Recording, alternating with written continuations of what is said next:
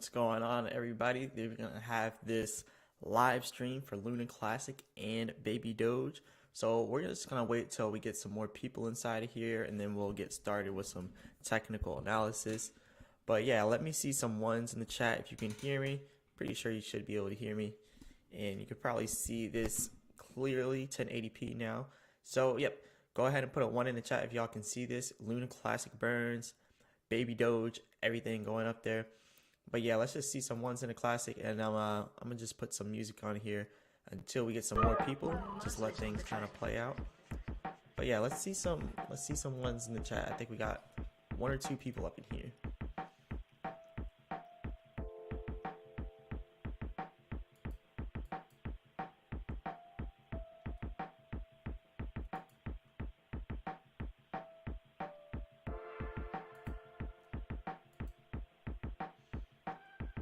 Okay, so we got 2 people in here, 2 people so far. Let's see some more people in the chat, and then we'll keep on going over these technicals. So now we got 3 people. Alright, so the people are starting to come in. So for the people that are already here, we are going to be talking about some technicals here for Luna Classic and Baby Doge.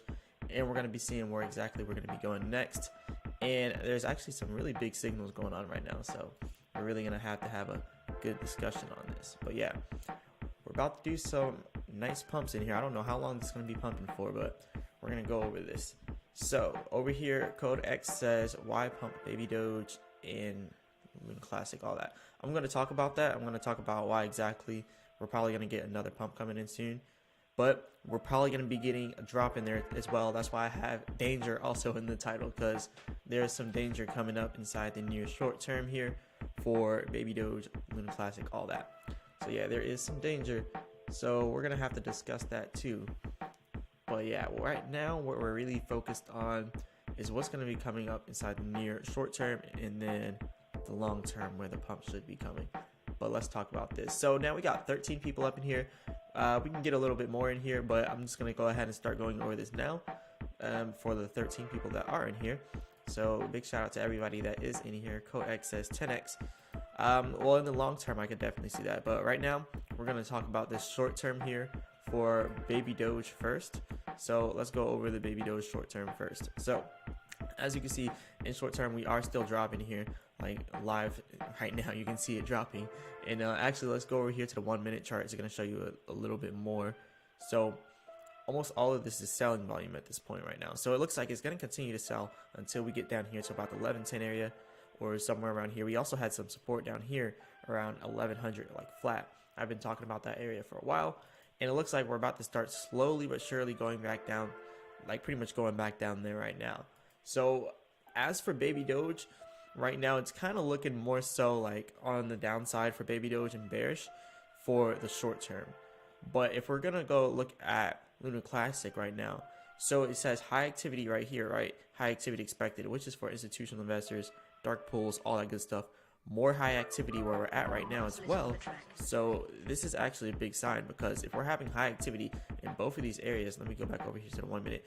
So if we're having high activity in both of these areas, it kind of tells us we might actually have high selling that goes on. Because yes, we could have high buying right here, but if it's high and this whole area is red, which shows we have less demand in this area, it's pretty much indicating that if we do have a rise and it brings us back up here, we're probably going to get rejected again, just like how we did right here when we tried to pump past the 2.9 and go back up to 3.0. We got rejected again trying to get up there. So I think there actually might be a short-term rejection here. So we're going to see some kind of a pullback here. Now the pump that we're talking about is like mid-term to long-term. Mid-term as in like within the next week or two, and then long-term, you know, over time, months and months. So that's what we're going to be talking about when it comes to the long term. But let's see what we have here in the chat. We got Avatar the Creation, shout out to you, and we got over here Codex X inside the chat. So yeah, we could do the 10x, but I would say the 10x you would really want to look at how many months it would take to do 10x. I wouldn't just look at the 10x for the short term.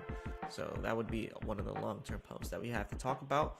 But yeah, if anyone has any specific questions, go ahead and ask them. And we're at 5 minute mark here. Only got about 12 people here. And I actually planned this one out yesterday. I posted this. I don't know if YouTube's even letting people know that I'm going live. But yeah, if they're not, then I'll probably just do impromptu streams, because it kind of seems like we get the same amount of viewers here. So I don't know. Let me know in the chat if you all got the notification. So if you're new in here, or if you just got in here, let me know in the chat if you got the notification for this, and we can just go about it like that. So yeah, just let me know in the chats here who's got the notifications. Just go ahead and put a 1 if you have the notification for this live stream, or if you just kind of joined it. So as everyone's going ahead and doing that, I'm going to go ahead and keep on going with this. So let's talk about this. Like I said, we're about to get some buying coming back in, and you're starting to see that flowing now live. So we're getting some buying. If you're wondering what I'm looking at, it's MEXC Global. That's why it kind of looks a little bit broken up, because I guess it doesn't have enough liquidity, or not liquidity, but enough trading volume for the 1 minute chart. But ultimately, this is what's going on. But we can even look at it from the Binance point of view and look at Lunc Classic there. And there's a lot more volume, so then it kind of shows it a little less choppy. But then you get a little less of the indicators that we're actually about to continue to pump. So that's why I like to look at it from the MEXC Global perspective. But yeah, got way more indicators. But anyways, we're probably going to end up getting that rejection there. And that's definitely something that wasn't showing up there on the Binance chart. So it's definitely best for this one. But anyways, let's see what this does right here. Let's see if we, just completely get rejected here, or if we can actually continue to rise from there. So we're going to have to see what happens there. Now we're also getting a lot of FUD, and we're also getting a lot of good news for Lunc Classic. So this was something interesting. It says long-term investors sentiment positive, as over 30 billion Terra Luna Classic is staked in a few days. So I think they said that there's close to 6 or 9% of Terra Luna Classic total. So yeah, over here it says about 9.63% of total supply is now staked.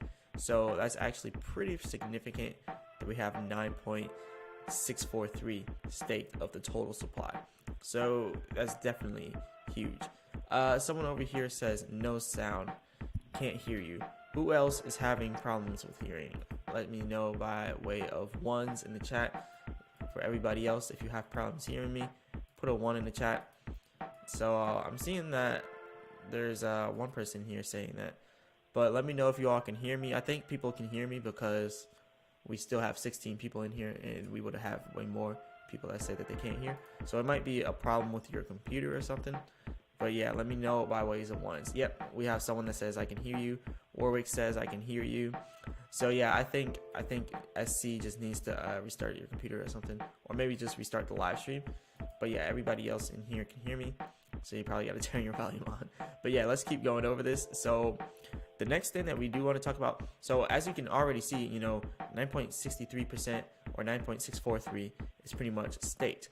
So that's actually pretty good in considering the amount of burns that we're getting. But if you actually look over here at the burn volume is not really moving as fast as we would want. Only about 14.5 million per day at these low volumes. Now, if we can get back to where we were when we were pumping, so 402 million a day, that's unsustainable. But I would say a sustainable rate is what we're doing now. About 14 million every single day is pretty sustainable.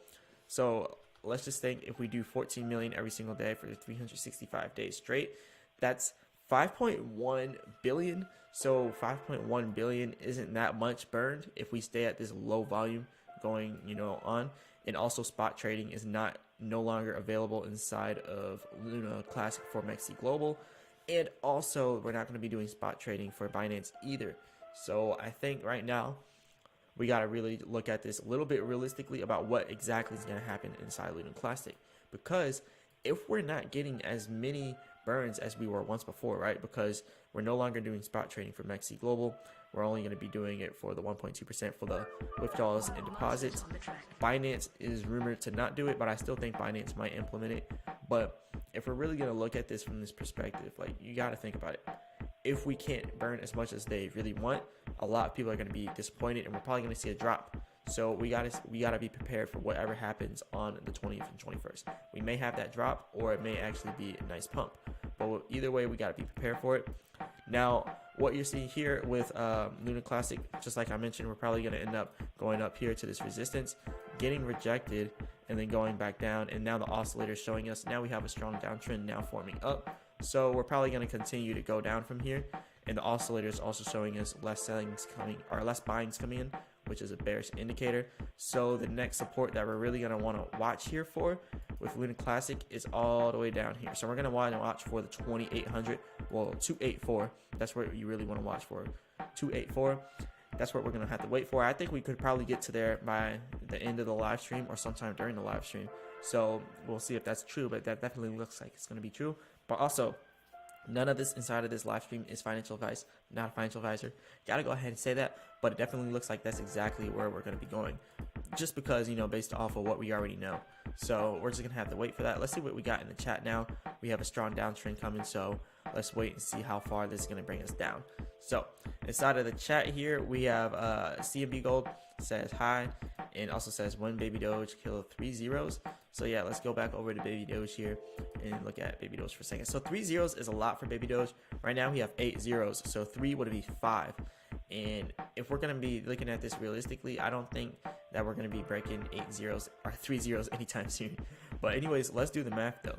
So 420 quadrillion total supply, as you can see here, million, billion, trillion, and then our quadrillion. Actually, I'm gonna have to put more. Let me go ahead and put my calculator on the screen so y'all can see this too.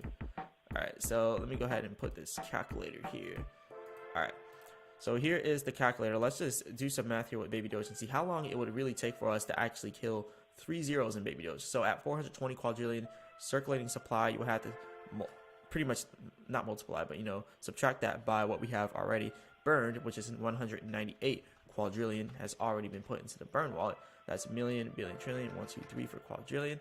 So we really have 222 quadrillion circulating supply. So if we take the 222, this whole quadrillion, I know it was way too much to say, all this quadrillions of circulating supply, and multiply it by 5Z1, which would be knocking out 3 zeros, that would put us at a 222 billion market cap right now.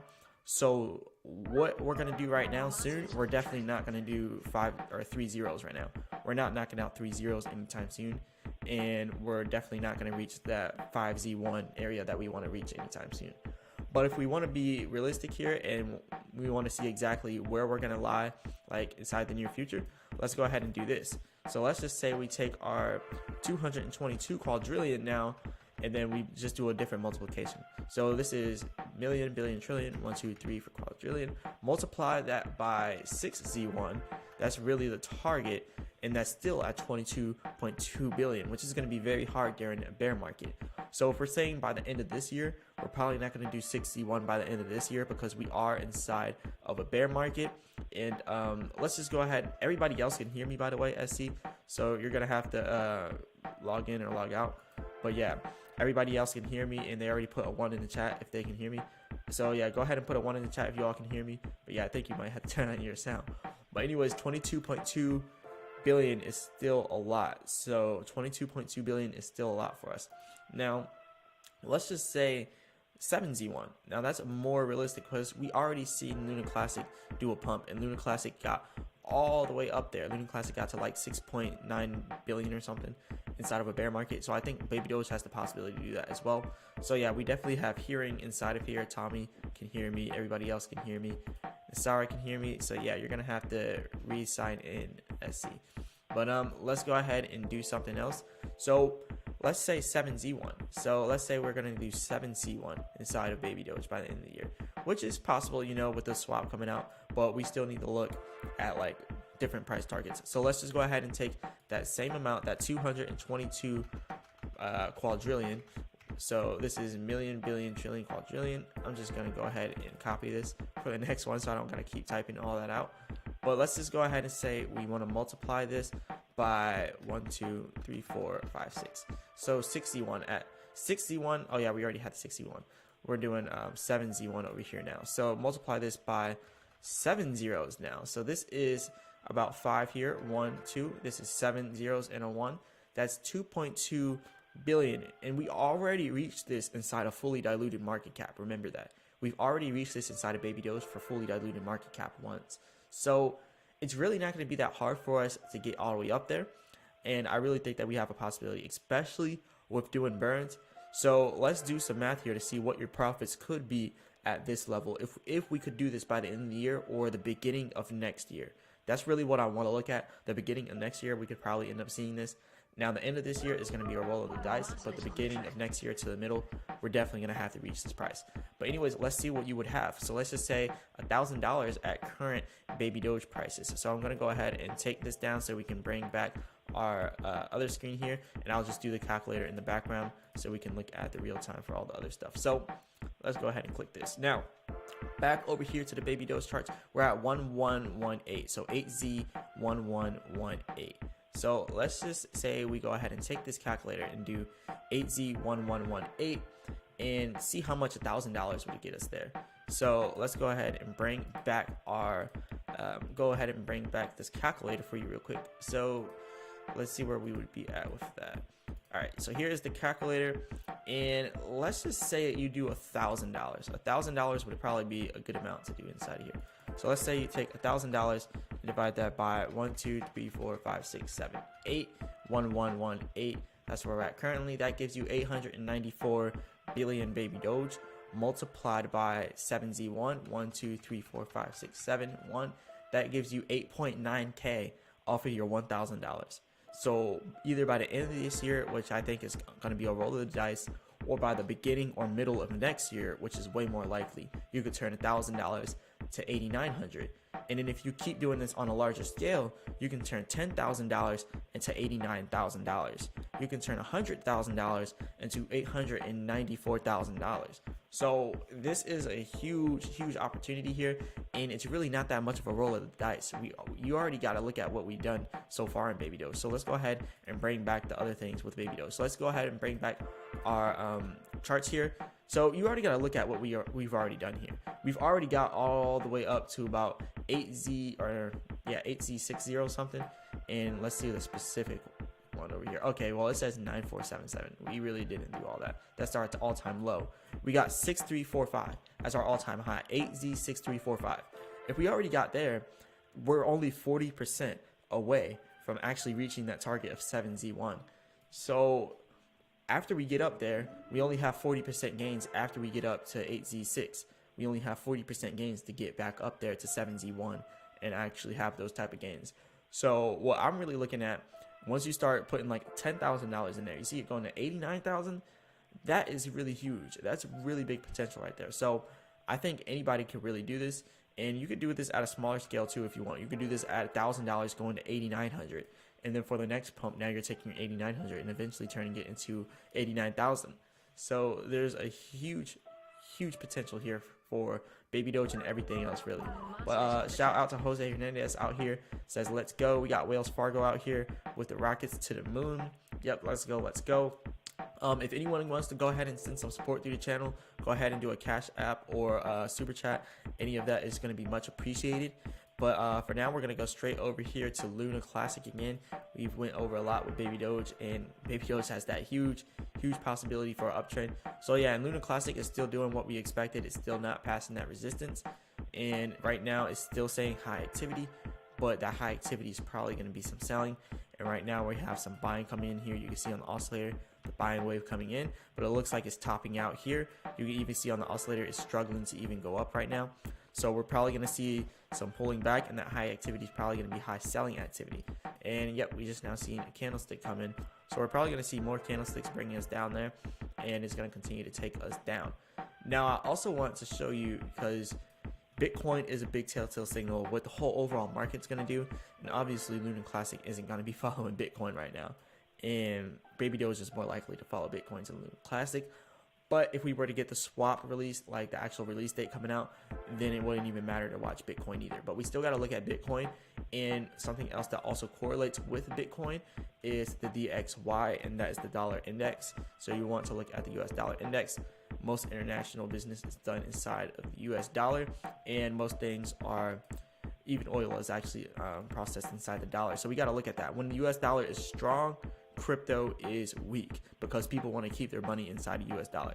But when US dollar is weak, crypto is strong because people don't really want to touch it. And it looks like the US dollar is actually weakening. If you look over here at the 1 minute chart, even looking at the 4 hour chart, if you want to do kind of long term, it is still strong when you look at it for the long term.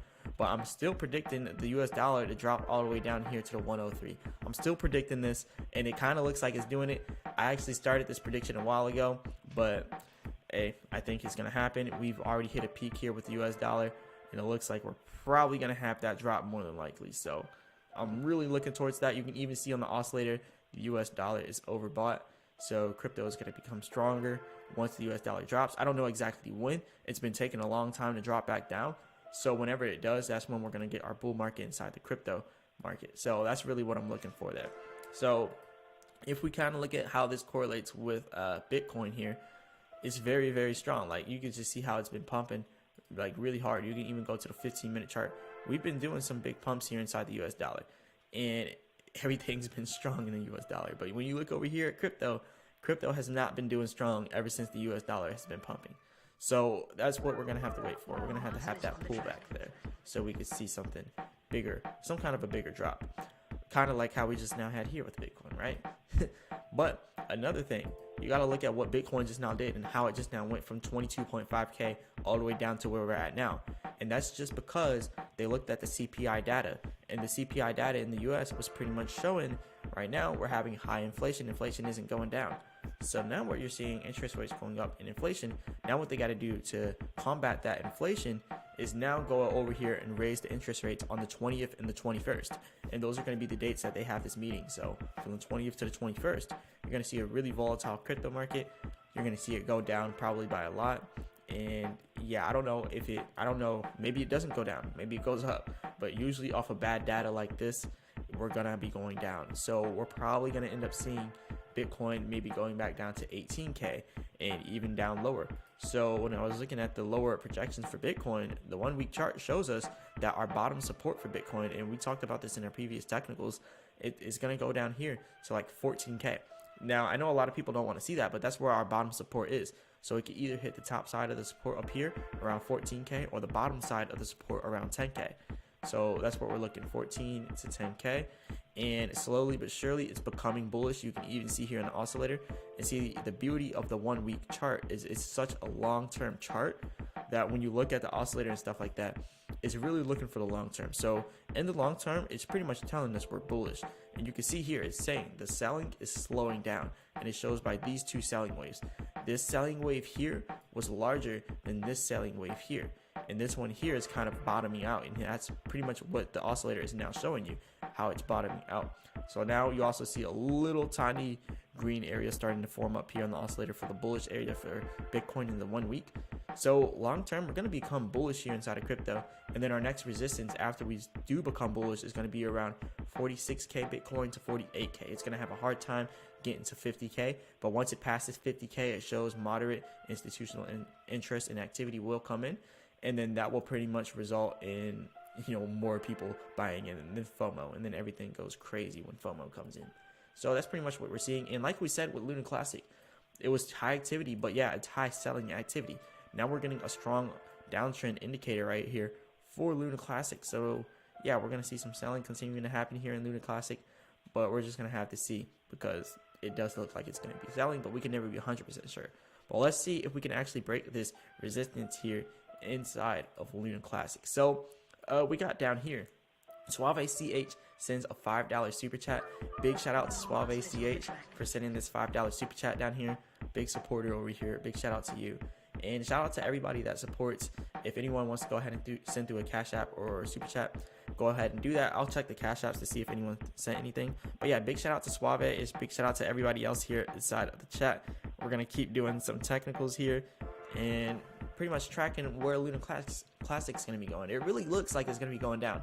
Let me know in the chat who thinks Lunc Classic is going to continue to pump from this point on, or who thinks it's going to do a pullback and then pump. Like, I believe it's about to do another pullback before we get that big pump in. But yeah, go ahead and put some ones in the chat, everybody. Let's see who believes we're going to get those pumps like really soon. This is the 1 minute chart, by the way, so this is very short term. And who thinks we're going to get this pullback right now? So short term, we're really looking at 2.8. We're about to go back down to 2.8 right now. And I see a lot of people doing technicals for Lunc Classic in the long term, showing how much we're going to get. That's why I kind of want to focus on the short term, because not a lot of people are talking about the short term when it comes to Lunc Classic. A lot of people are really focused on the long term. I'm focused on it too, because if you look at it for the 4 hour chart in the long term, we're at a huge support area right here. And if we break this, it's going to be really bad because our next major support for Lunar Classic will come down around 1.6. Now we do have minor support here, like how we had back here at 2.2. So yeah, we still have that minor support at 2.2. But if we break the support right here for Lunar Classic and go below 2.7, if we go below 2.7, you're going to almost 100% see 2.2. And if we go below 2.2, you're almost 100% going to see 1.6. So that's why I'm kind of looking at the short term right now, because we want to know, like, we want to track it up until that point. Like, yeah, we can look at the long terms here, but you just want to be 100% sure. So before we hit 2.7, you know whether or not you want to jump out. Before we hit 2.2, if we're going to continue to go down, you want to know whether or not you should jump out. And yeah, once we hit 1.6, and if we go below 1.6, then it's down to 1.1.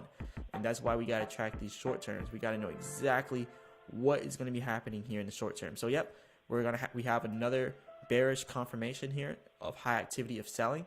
So now we're kind of confirmed that we're going to continue to go down. And see, that's why I looking at the short term. It kind of confirms that Lunar Classic is going back down to 284.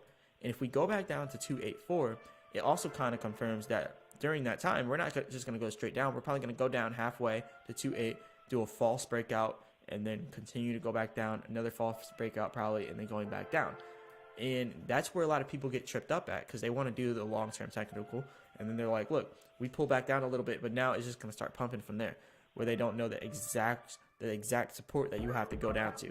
So yeah, what we're looking at here is going to be 2.8. So that's what we're going to be waiting for here. Let's see what else we got over here. I want to go ahead and mention something else about Baby Doge. We already went a lot about Lunar Classic. We'll get back to Lunar Classic. First, we're going to go back over to Baby Doge, and we'll probably get back to Lunar Classic in a few minutes, just to see where we're at now. So let's talk more about the Baby Doge technical. So let's go ahead and pull this up. Let me go ahead and zoom in on this Baby Doge. Let's get back to the 15M chart here. So yep, still more selling going on for Baby Doge. We're probably going to hit that 1.0 area flat, that 1.1 area. I mean, not 1.0, 1.1. We're going to hit 1.1 flat. That's where our next support is going to be. Actually, even when you look over here at the 4-hour chart, I've been mentioning this a lot. That's where we had the major support back here. We had it at that same area. So that's going to be the same area that we got to watch for our support, because if that 1100 breaks, that's major support. We don't want to go below it. If we go below it, it's going to be a big downtrend, and it's going to probably bring us all the way down to 9Z9 or 9Z7. So that's what we want to watch out for there. But Baby Doge hates being around there, around that area. You can see anytime we get around that area, we always break out. Like, literally anytime we get around there. Even back here in October of 2021, like, we were doing that even over here inside of 2022 for May. So anytime we get back there, we're gonna have some nice breakouts. So if we do go down that low with Baby Doge, I'm really expecting that breakout to be pretty big. Also, back over here to Bitcoin, let's look at Bitcoin for the short term. Let's see exactly what we got for Bitcoin in the short term. So as you can see here, in the short term for Bitcoin, high activity is expected here, but notice how at the top side of this resistance, there's low activity expected. So the red areas show supply and demand of less demand. And over here is saying low activity at the top, but high activity at the bottom. That's because up here, low institutional activity, meaning they're probably going to end up selling up there. And then right here, this is where the bearish confirmation happens, and this is where the high activity happens, but that's high selling activity.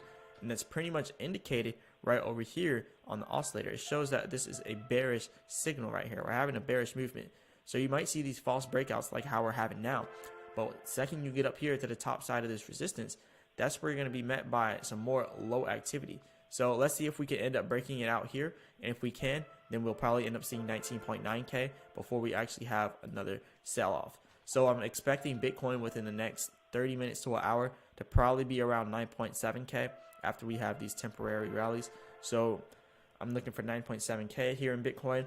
And then this is just a 1-minute chart. So even if we look at the 5-minute chart, yep, we're having a little bit of buying here. High activity is expected here coming off of a little bit of an oversold area.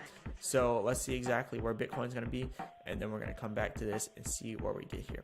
But yeah, I think we're still going to do this pullback here. Even though we're starting to have a pump, I still think this pullback is going to be imminent. Anyways, let's go ahead and go over here to the 15-minute chart.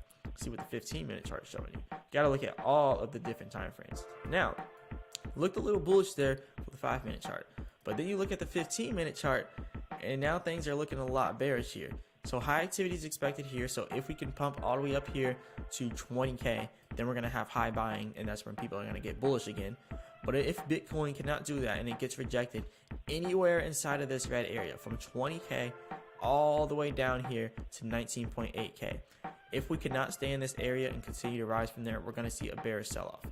And we're already kind of seeing that. You can see here on the oscillator, this was the buying wave that we just now had, but look at how it's going back down to the downside. Now we're about to have selling coming back in. So I think Bitcoin is going to pull back, which is going to cause Baby Doge to continue to pull back. So we're probably going to see that 1100 flat for Baby Doge, and then eventually 9Z9 or 9Z7 if everything continues to sell off. And if the 20th and 21st causes a huge sell-off in stock market, crypto market, all that, and that's going to be before the interest rate hike that we're going to have again for the Fed here in the US, then we're going to be having another major sell-off inside of crypto. So yeah, even coming back here to Lunc Classic, we're having a sell-off.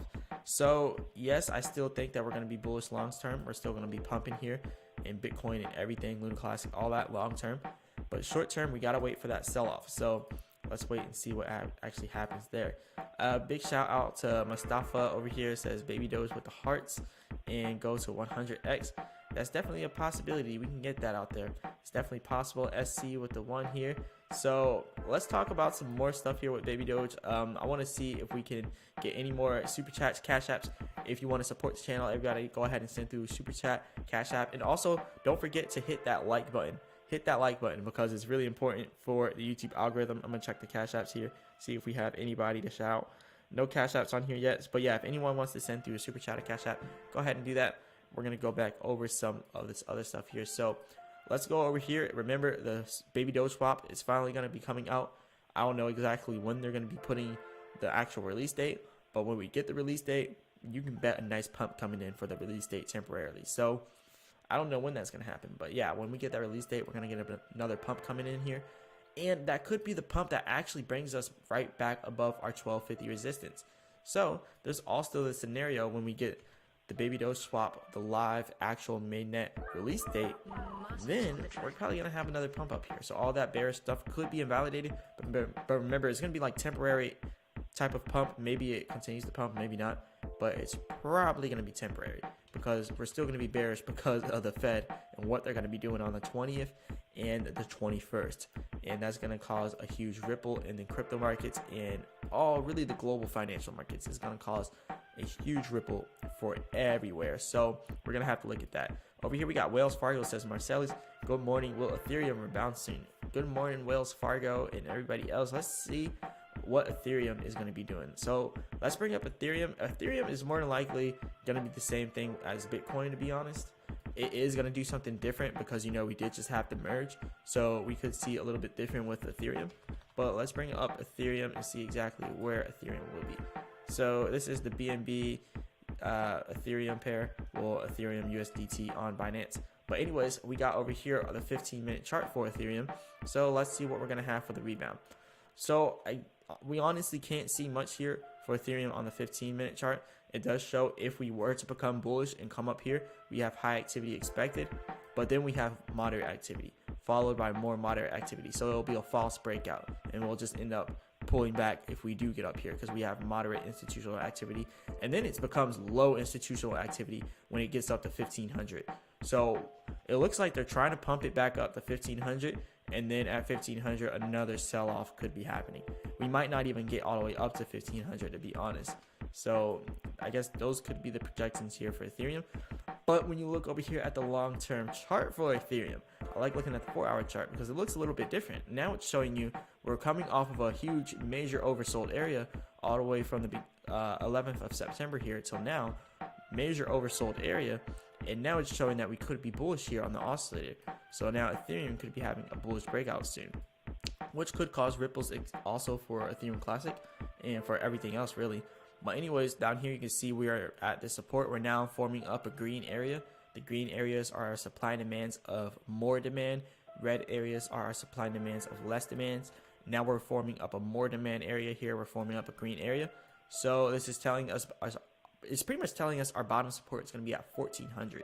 So it's showing that we're also about to become bullish here. So that's probably going to bring us all the way up here to the high activity. Now this could either be high buying activity or high selling activity, but at 1500 we're gonna have high activity. So if we are to pass 1500, could be high activity, but the red area is also telling us we're having less demand at 1500, even though we're gonna get high activity leading up to 1500, which kind of tells us this could be a false breakout here. It could be a false breakout, honestly. So that's all we really got here for Ethereum.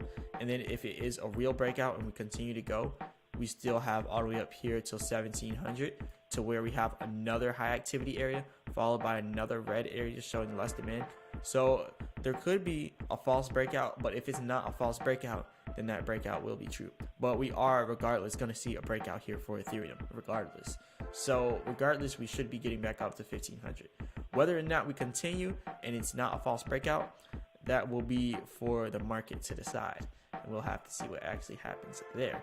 But yeah, actually exactly what we're talking about with Luna Classic happened. So exactly what we're mentioning here, going back down and then eventually hitting this high activity area and then having another false breakout and then getting stopped back here again. It's kind of funny how it happens. I actually like doing these live because it actually shows you more so what the technicals can do. You can't 100% predict exactly where things are going to go, but you can predict the direction that they're going to go, and you're seeing that here. So yeah, we're going to be getting this false breakout. We're probably going to end up going up a little bit more, possibly even up to 294, and then having another downtrend here. And like I said, the downtrend eventually is going to end up bringing us with Luna Classic all the way down here to 284. So that's what we're going to be looking here for the for the short term with Luna Classic. This is all short term, but yeah, long term, I definitely think we're going to have some bullish movements here, especially because the burns, people are so like fixated on how the burns are going to change Luna Classic. I think the community for Luna Classic is just as strong as the Baby Doge community, and that's kind of why when I see these strong communities, I like to latch onto these communities because I like the strong communities, and that's really what builds a crypto. And that's why you seen that's why you seen Dogecoin doing so good, because it had such a strong community, and the Shiba Inu had such a strong community. Like, these are the cryptos you really want to be in on. You don't want to be in on cryptos that don't have strong communities. When the original Luna crashed, everybody bandwagoned against it, everybody bandwagoned against it, but the community really stayed with it. The people that were down with it stayed. The same thing with Dogecoin, Shiba Inu, now Baby Doge, even Floki. I'm seeing it still has like a strong community. SafeMoon, like all these different cryptos, they have very strong communities. Ethereum, I would even match it with like Ethereum and Binance and Bitcoin. Ethereum has huge community. Bitcoin, they have Bitcoin maxis, huge community. So anytime you get these strong communities, you always want to latch onto them and hang on for dear life, because you know once it becomes bullish again, the community is going to rally and it's going to push up. You just want to get in at the right times so you're not losing a bunch of money. But anyways, let's see what we got over here in the chat. We got Clear Advertising. Big shout out to Clear Advertising. It says, good morning, Marcellus. Thank you for today's update. Thank you, Clear Advertising, for tapping in. And yep, we're going to have a lot updated today. I'm going to go ahead and check this really quick, check the Cash Apps. But yeah, if anyone wants to send through a Cash App or a Super Chat, go ahead and do that. It'll be much appreciated. Big shout out to everybody in the chat. We got Aaron over here. Also, if anyone wants to hit the like button, that helps out a lot as well. But yeah, Aaron says bought some Luna Portal today, boss. But yeah, big shout out to you, Aaron. I'm gonna probably get back in on Luna, but right now I'm out. I'm waiting for this bottom right here, and that's why we got this live stream set up, because we want to see when this bottom's coming in. But I definitely am about to get back in when we get in on the bottom.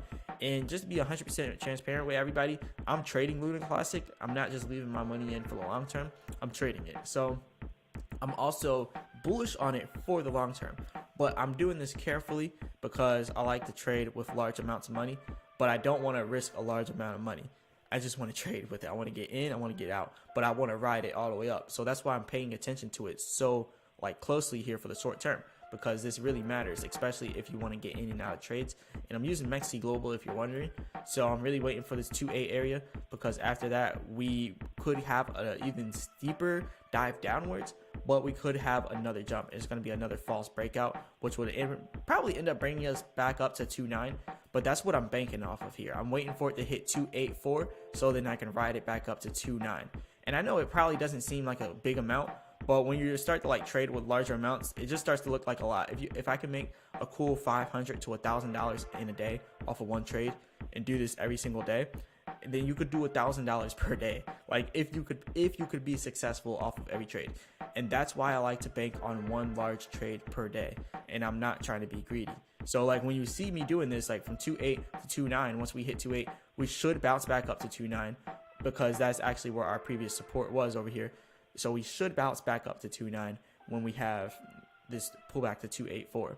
And that's really what I'm looking for. I'm looking for that 2.84 to 2.9 gain. But yeah, that's going to be my little one trade for the day. I like to do this strategically, so I'm not going in all the time. Anyways, Crypto Surf with the sparks for the day. Big shout out to Crypto Surf. Mustafa says, why pump baby Doge? I mentioned it earlier. We're going to go back over it. He says 10x for baby Doge, 100x. Definitely not by the end of the year. We're not going to see a 10x or 100x, but eventually we can see that inside baby Doge, but not by the end of the year. Everything's just too bearish for that. But Wells Fargo says, thank you, waiting on 1500 for ETH. Bought a little bag of Hex this weekend. It's at 0.035 right now. So yeah, with ETH switching over to proof of stake is so much more easier for whales and for large institutional investors to do. All they got to do is make a wallet, deposit money in said wallet, and then stake money in said wallet and leave said wallet. You don't have to create a whole warehouse full of mining facilities with all these different machines, all of these different costs for all your electricity and stuff. Proof of stake is the future, and I think proof of work still plays its part. It's still good and all, but this is going to change Ethereum for the better. A lot of people are mad, but they're mad because they're making so much money off of staking. But what about the institutional investors with billions of dollars that are about to start staking? Like, this is where the money is really going. A lot of institutional investors don't understand setting up mining facilities, but they do understand staking. So yeah, they can pay people to set up these mining facilities, but now that we're switched to proof of stake, these institutional investors are going to be doing big numbers. Imagine if they could get like 100% APY, 100% APR, throw $1 billion in there, end up seeing $100 million every single year, or even more than that. Like, they're seeing the bigger picture here, and eventually it's going to be transferring over to that. But yeah, I think Hex and Ethereum have really good profit margins here, and I definitely think we're going to have a huge bear run or bull run for Ethereum, and it's probably going to break away from the crypto market very soon. I don't know when, but it could be breaking away from the crypto market. But anyways, Mustafa said, why pump baby Doge? So let's get back over to baby Doge. We're going to talk about baby Doge here real quick. So let's get back over here. Now, with the baby Doge, like I was saying here before, baby Doge is not just going to end up pumping like right out the gate immediately. On the 20th and 21st, we're having the crypto markets pretty much, they're going to go down. I'm just going to say that right now. They're going to go down. Everything's going to go down. Stock market, everything. That's when we're going to have our interest rate hike again inside the US. So for all the people that aren't in the US, if you're not following the financial news happening here, you definitely want to do that, because most institutional investors are investing out of the US. There's a lot all over the world, but the biggest capital is coming from there.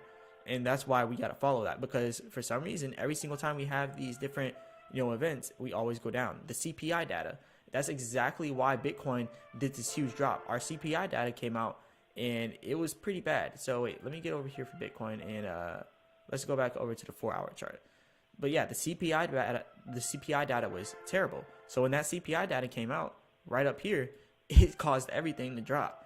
So this is the same thing for Europe. When Europe is starting to release their data and something drops or something happens, we're going to see a huge drop as well. We've seen that before when we had the news coming from Europe with their energy crisis. We had a huge drop. That's pretty much where all of this was indicating, was their whole energy crisis. So if we're going to continue to have these like bad news catalysts inside these major economies, we're going to continue to drop.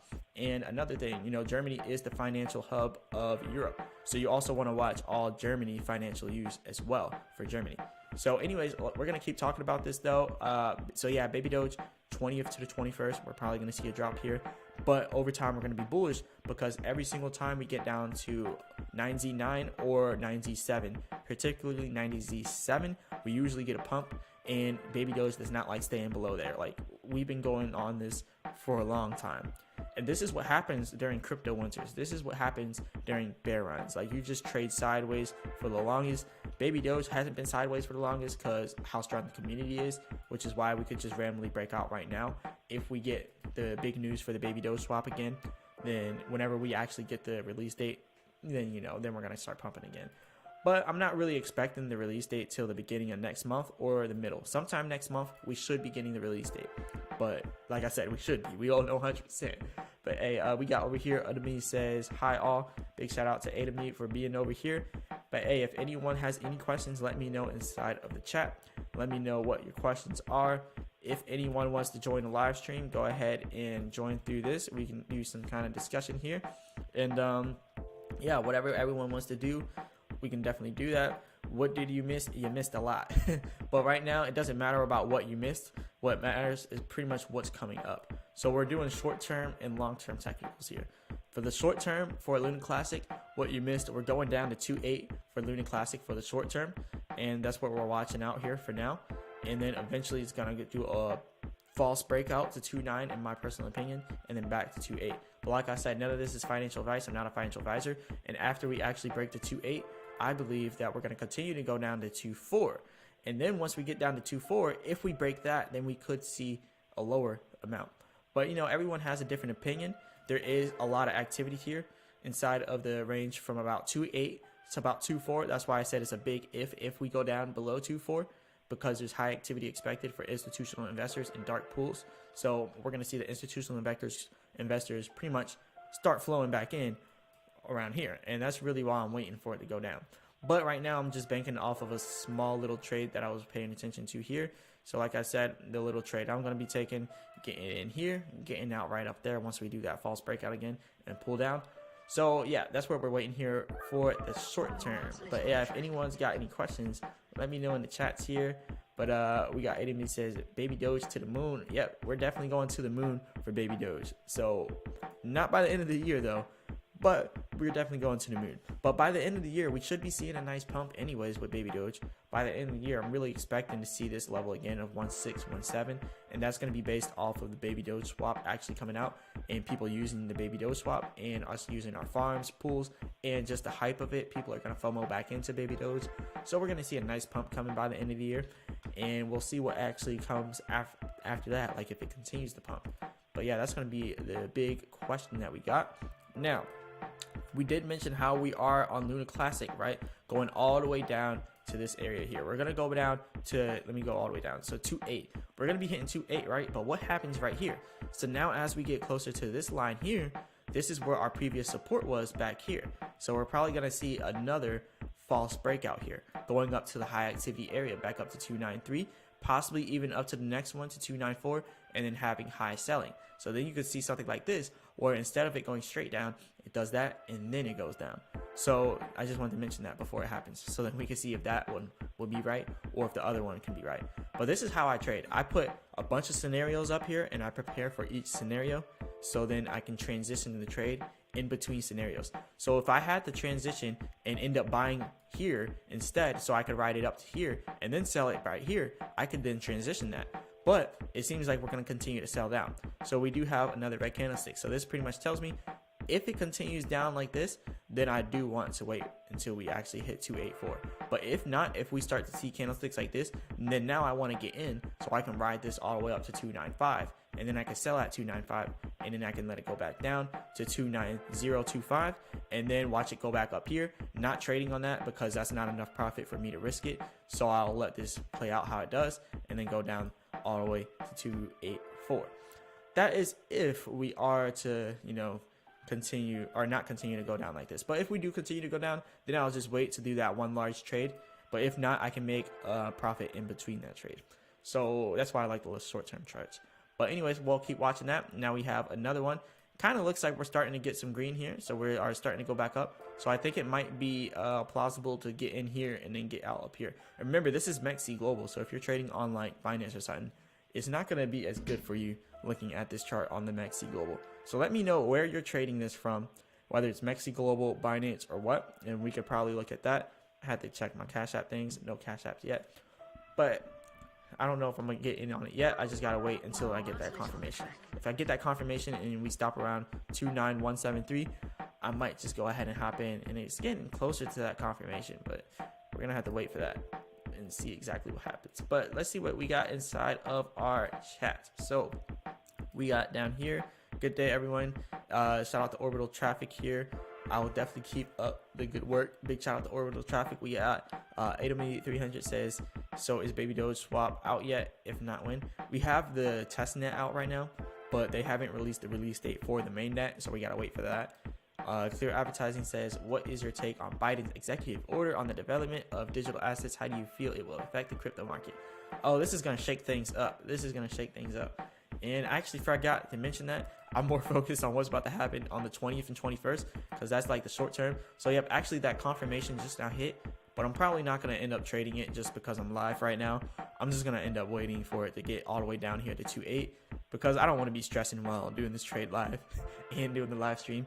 But I'm going to wait till we get down to 2.8, and that's probably when I'm going to just go ahead and do that. But yeah, about the crypto market and the whole executive order that he's doing, that's going to be kind of bad for us. So I'm going to go ahead and bring up an article that I actually seen here. So we're going to go ahead and look that up. I can't remember what the article is called, so I'm going to have to just look it up. So Biden crypto, that's probably the best thing to type in. I was looking at this earlier. So yeah, this was on CNBC. They pretty much put the bullet points that they had, and pretty much what Biden's going to be doing here, he's going to, oh man, they're trying to get me to get this. All right. Let me continue the site. All right, there. Fighting illicit finance. So he's just going to be doing stuff, I guess, to make it safer. New kind of digital dollar. This is also big. They're probably trying to stop USDT, USDC, and they're trying to get the they're trying to get the digital dollar to go up. So I guess they're going to go ahead and get a digital dollar out there. I mean, it might mess up USDT. We might see some shakeup there, but for BNB and BUSD, I don't see anything bad happening for BNB or BUSD, because they operate so much outside of the US, so they really don't care about that. But safeguarding financial stability, all that stuff, blah blah blah, talking about Terra USD, they're definitely going to be putting regulations and rules on a lot of these different cryptos. And the big thing that we're probably going to end up seeing is exchanges like Binance changing up the way they move. Even Tether, they're going to change up the way they do things. They can't be labeled as a security, and that's pretty much what we're facing here with XRP. They can't be, and if they do, we're going to have something really bad happen in the crypto market, and that's really what they're looking to do. They're really trying to get some of these things labeled as securities. For once, like Baby Doge, let's talk about Baby Doge with this, how this could affect Baby Doge. Let's say they tried to get Baby Doge as a security. Baby Doge is an LLC company, is pretty much established inside of the United States. So if they, put some rules and regulations saying you're a security, you're not a crypto or whatever, they're gonna mess up the whole market if this happens. But let's just talk about something else, because that's a lot of fun if you're uncertainty and doubt. But I mean, we could keep talking about it, but a lot of people are probably gonna get scared, But anyways, Dexter says, what are your insights on Sheep? Sheep's doing pretty good with their Shibarium and all that good stuff in Bone. So I think Sheep's going to continue to grow. And we're going to see some good stuff for Sheep, especially if they keep expanding with the game and the metaverse. But Wells Fargo says, Baby Doge, I'm in and I don't want to sell until it hits 2 zeros, 1 or 1 0. That's a long time.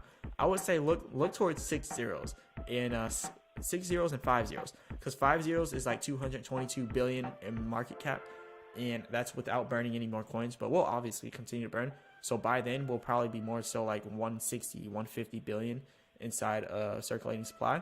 Or not billion, but quadrillion, which would then be 150 billion in market cap. But we got over here, Enemy 300 says, so if Baby Doge coin 24-hour volume goes high, then yes, Baby Doge is going to the moon. I'm talking about over 1 billion 24-hour volume trading. So yeah, if we did 1 billion in 24-hour trading, we would definitely start skyrocketing Baby Doge.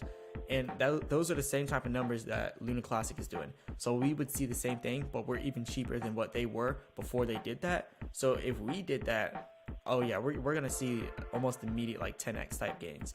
But yeah, that would be amazing. Clear Advertising put up this for yeah, let me go ahead and pull this up. Let's see what this is all about. So the White House in the briefing, the fact sheet. So this is coming straight from the government website. All right, that'd actually be better than looking at from CNBC. They put their little bullet points out there. But let's see what we got here. So let's bring that up and bring this one down. Let's go ahead and go over these documents.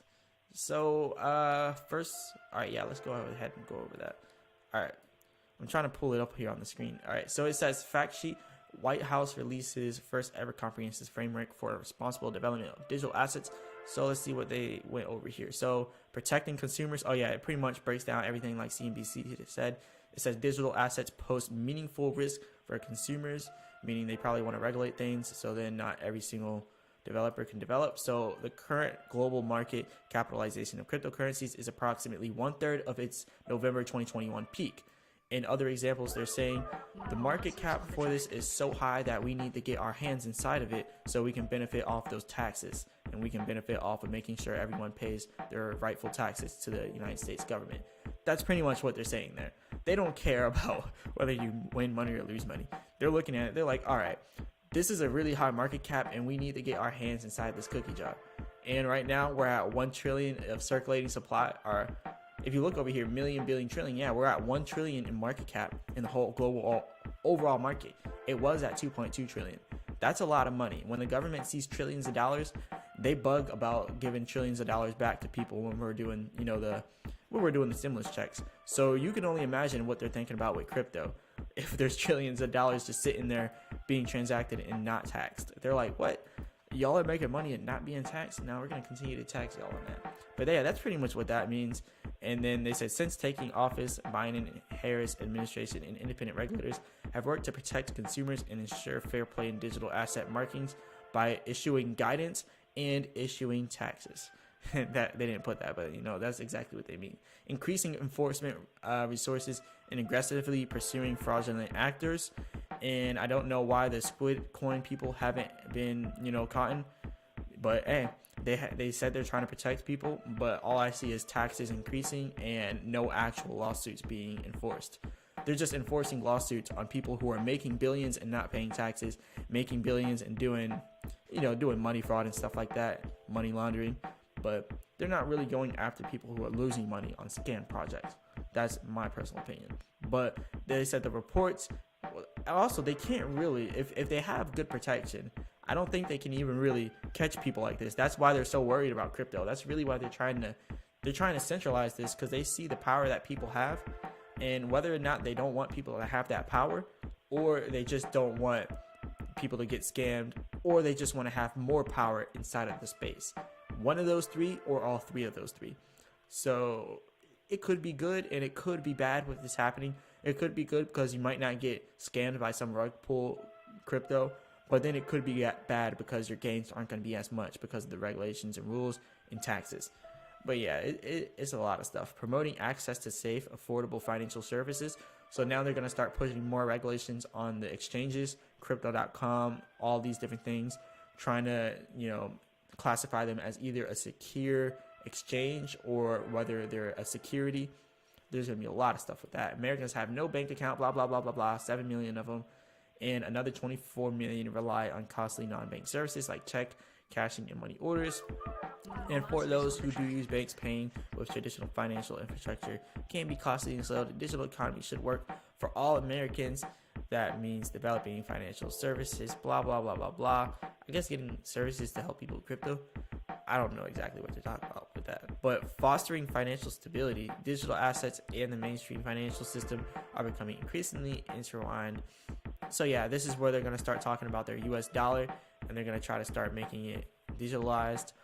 So yeah, this is pretty much their introduction to crypto. So if there was an introduction letter saying, I'm about to enter the crypto space, this is my white paper. This is the US government white paper for crypto. And they're going to start regulating things, and they're going to start putting their actual digital US dollar coin out there. So I think that could be, beneficial. But hey, big shout out to M. Nichols out here. Big shout out to you for this $5 super chat. That's big support. Shout out to everyone who sent super chats today. Shout out to everybody sending out their super chats. Shout out to Suave ACH for sending one earlier, the super sticker. But yeah, if anyone wants to send through super chats or cash apps, definitely go ahead and do that. It would be much appreciated here. I'm gonna go over these other chats here, and oh yeah, let's go back over to Luna Classic. We'll go back over all this stuff for the White House later. So yeah, exactly what we said is happening. We're going up here to this high activity area, and now that we're at this high activity area, we could see another rise all the way back up to 2.9, and then we could see another pullback back down to the 2.9 flat area. So we could see it go up to 2.95 and then go back down to 2.9 flat, or we could just go back down to 2.9 flat right now and then end up doing a halfway drop to like 2.86, maybe doing another false breakout and then finally getting back down to 284. But yeah, we're definitely looking for 284 very soon here with Luna Classic. So that's what we're going to be waiting for. Let's see exactly what we got here in the chats now. So we got Kev Machine says, I predict the whale/Binance will try to enforce the price low to have Luna Classic holders begging for tax and allowing whales to buy up our token on the cheap. Just a gut feeling, hope I'm wrong. Yeah, that could be something that happens as well. Also, something you have to know, Binance had a meeting on a news channel, and on this news channel, what he mentioned, what CZ Binance mentioned, he pretty much said whenever exchanges and stuff start implementing taxes, tokens start implementing taxes, people don't want to pay those taxes. And he was specifically talking about India, how the Indian government is trying to tax people 1.2% per every crypto tax. And he said that Binance would probably be non-existent inside of India if they start doing this, because they're not going to get enough business in India to stay open in India. So he mentioned this, and if you tie this into Luna Classic, the 1.2% tax burn, the volume is not going to be as high. And he pretty much kind of gave a hint there, and that's where this FOMO is coming from, that they might not do the tax on the 21st, that they might back out from it. And that's where this FOMO is, or this FUD is coming from. They're talking about how they might back out from it. And that was just a little key hint that he could back out from it, but I don't know if he exactly will back out from it. But after saying that, it's something you definitely have to watch. I'm gonna find that for you all and see exactly where he was talking about that. So we're just gonna look up CZ Binance on India, CZ Binance on India tax, and then you'll actually see what he's talking about. And let's just look it up like that. So CZ Binance on Twitter, crypto is legally recognized in India, all that good stuff. All right, so I think they're going to be talking about that with a 30% tax. Yeah, he put a comma with a 30% tax. So yeah, people in India can't really get this without a big tax on it.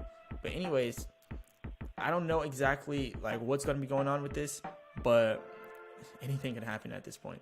So Binance sees record. Let me cancel this. Binance sees record increase in Indian users after government starts imposing new crypto tax. So yeah, over here trading volumes at some major Indian-based cryptocurrency exchanges are down over 90% since the new tax rules took effect. Binance sees record number of Indian users. So Binance, after a 1% tax deducted at source went into effect in July, the number of Binance app downloads in India jumps 429%. So down over 90% since 1% TDS. Yeah, so a lot of people are trying to get out over there. The 1% TDS is levied on top of a new 30% tax on gains from crypto assets. So they're getting taxed at 30% for crypto gains, which is similar to America and everywhere else. But then they're also getting more taxes on it. So I don't know exactly what's going to happen with this, but CZ Binance said that crypto traders flee India exchanges to Binance to escape tax. But if they try to switch it up and come to Binance and like, look, people are trying to get to you to escape taxes, we need y'all to comply. If this happens and they do, and then they get taxed even more, this could be bad for the overall crypto market. It could also be bad for Luna Classic, because less people are pretty much more primed to trade when there's a tax on the trade. So if there's a tax on spot trading, then we're going to have a huge crash in Luna Classic. If the spot trading is global, worldwide, spot trading for all on-chain transactions for Binance and every single exchange, I just don't think that it's going to be sustainable. That's what I think personally. I know a lot of people inside the Luna Classic community will probably disagree with me, but me personally, we even see with Baby Doge, we can only have but so much trading volume when we have a 10% tax. And yeah, I know it's a little bit on the extreme, but then when you look at Luna Classic, you can only have but so much trading volume when you're getting taxed. Not everybody's going to want to be trading and get taxed like that and do multiple trades per day. So we're going to have to look and see how that plays out. But there's always room to grow with these tax type tokenomics, because you see with Baby Doge, we always pump with our 10%. Like how do we pump with a 10% tax? Like it's just unheard of. That's why the Baby Doge army is so strong. Like if we can just pump with a 10% tax, I know Luna Classic can do it with a 1.2% tax, but there will be a consequence and a little bit less of volume, pretty much is what I'm saying. But anyways, oh yeah, you're just gonna have to also look at it like this. What I'm doing right here would not work with a 1.2% spot trading tax. When we're doing this, when Mexi Global did that, I wasn't trading like this. I wasn't doing a trade where I'd get in right here and get out up here. I wouldn't do that with a 1.2% tax, because in total, that's 2.4%. And 2.4% will probably be met right here, but that's barely any profit. And if it goes wrong, now you're losing even harder. So that's why you can't really do short trades like that. You got to do longer swing trades when you're doing with those taxes. So it's going to pretty much end day trading, not end day trading, but it's going to end intra-day trading, which is when you're trading like very small amounts inside the day. But anyways, we're going to get over to some other stuff. We're going to keep going over some chats over here. We got over here, nice hearing your opinion on that article. Yep, I'm gonna keep going over this stuff for you all. Ben Sheba says, if they don't burn coins, it won't do much. Yeah, they definitely have to burn coins, so they do have to get the burns, but I don't think the burns should be on spot trading. It should not be on trading. It should only be on transfers. I think that would help out a lot more, because then it will entice volume to come into Luna Classic. But if they want to move it to another exchange to sell, now just to sell, to move it to another exchange to get it into cash, now they're going to have to pay that, trade anyway. They're going to have to pay that anyway. So you don't want to have to pay the 1.2% to buy it and then 1.2% to send it off if you want to sell it on a different exchange. There's just a lot of different variables to think about. But anyways, we got over here, Ben Sheba says, most of the developers have no incentive to burn coins because we keep buying and holding quadrillions and they stopped doing monthly burns. Yep, that's exactly what the Baby Doge army is pretty much doing. But they did say they're going to stop when the swap is getting near. And that's kind of what they're doing now. They pretty much stopped it. But yeah, clear advertising. Oh yeah, I went over that. Big shout out to Emmy Nichols. I went over that as well. I think I'm behind here actually. Oh yeah, here. Epic Gaming says there are still lots of Baby Doge tokens out there that we need to burn. Most definitely. And he says Luna Classic won't do the spot trading tax. No one would trade if there is a tax for each transaction. Binance will lose money. Yeah, that's actually what I'm seeing. They're going to do the 1.2% just for withdrawals and deposits. That's pretty much what the rate they're going to have to do, or else it's not going to work. But yeah, if anyone wants to send through a super chat or cash app, definitely go ahead and do that. It will definitely help out a lot. It's much appreciated. And if you haven't hit the like button, definitely go ahead and do that. That helps out a lot as well. Shout out to the people that have sent through super chats. We got M. Nichols who sent, and Suave CH who sent a super chat. Big shout out to y'all. Adam300 says Baby Doge coin swap fees. So yeah, I don't think there's going to be many fees. It's going to be very low to zero fees. That's pretty much what they said. And they're going to have a lot of different options on there, like farming, staking. So the fees are going to vary. So yeah, it's going to be very low to none. So anyways, I'm going to check this cash app, see if anybody sent through any cash app. No cash apps on here. All right, so we're going to go over some more charts here with Luna Classic, because we just now did a big movement here. So we did try to get all the way back up here, right? We ended up touching it right here, but now look at us. Now we're going back down, and now we're right here. So like what I mentioned before, we hit that resistance up there, and then we work our way right back down to this 2.8 area or 2.9 area. And then eventually, once we do that, oh wait, I meant to actually click this. All right, yeah, eventually we can end up going down to the 284 area. So eventually we can go all the way back down to here. That's pretty much what I'm looking for with Baby Doge, or not with Baby Doge, Luna Classic. But yeah, that's what I'm looking for. We got Clear Advertising over here. It says keep up the good work with the $5 super chat. Big shout out to you, Clear Advertising, for that super chat. That's really much appreciated. Big shout out to you. Big supporter here. We got Clear Advertising in the building. M. Nicole sent through a super chat over here, $5, and Suave CH. Big shout out to everybody out here who sent a super chat. Big shout out to Clear Advertising. We got over here with the Baby Doge with the Rockets. Yes, we do. And let me go ahead and move something over here. I could have sworn I actually had the little music playing in the background. I thought I still had it. Actually, no, the music still is playing in the background. It's just not playing for me for some reason. I don't know. That's weird. But yeah, anyways, if anyone wants to go ahead and send through a super chat, cash app, go ahead, do all that good stuff.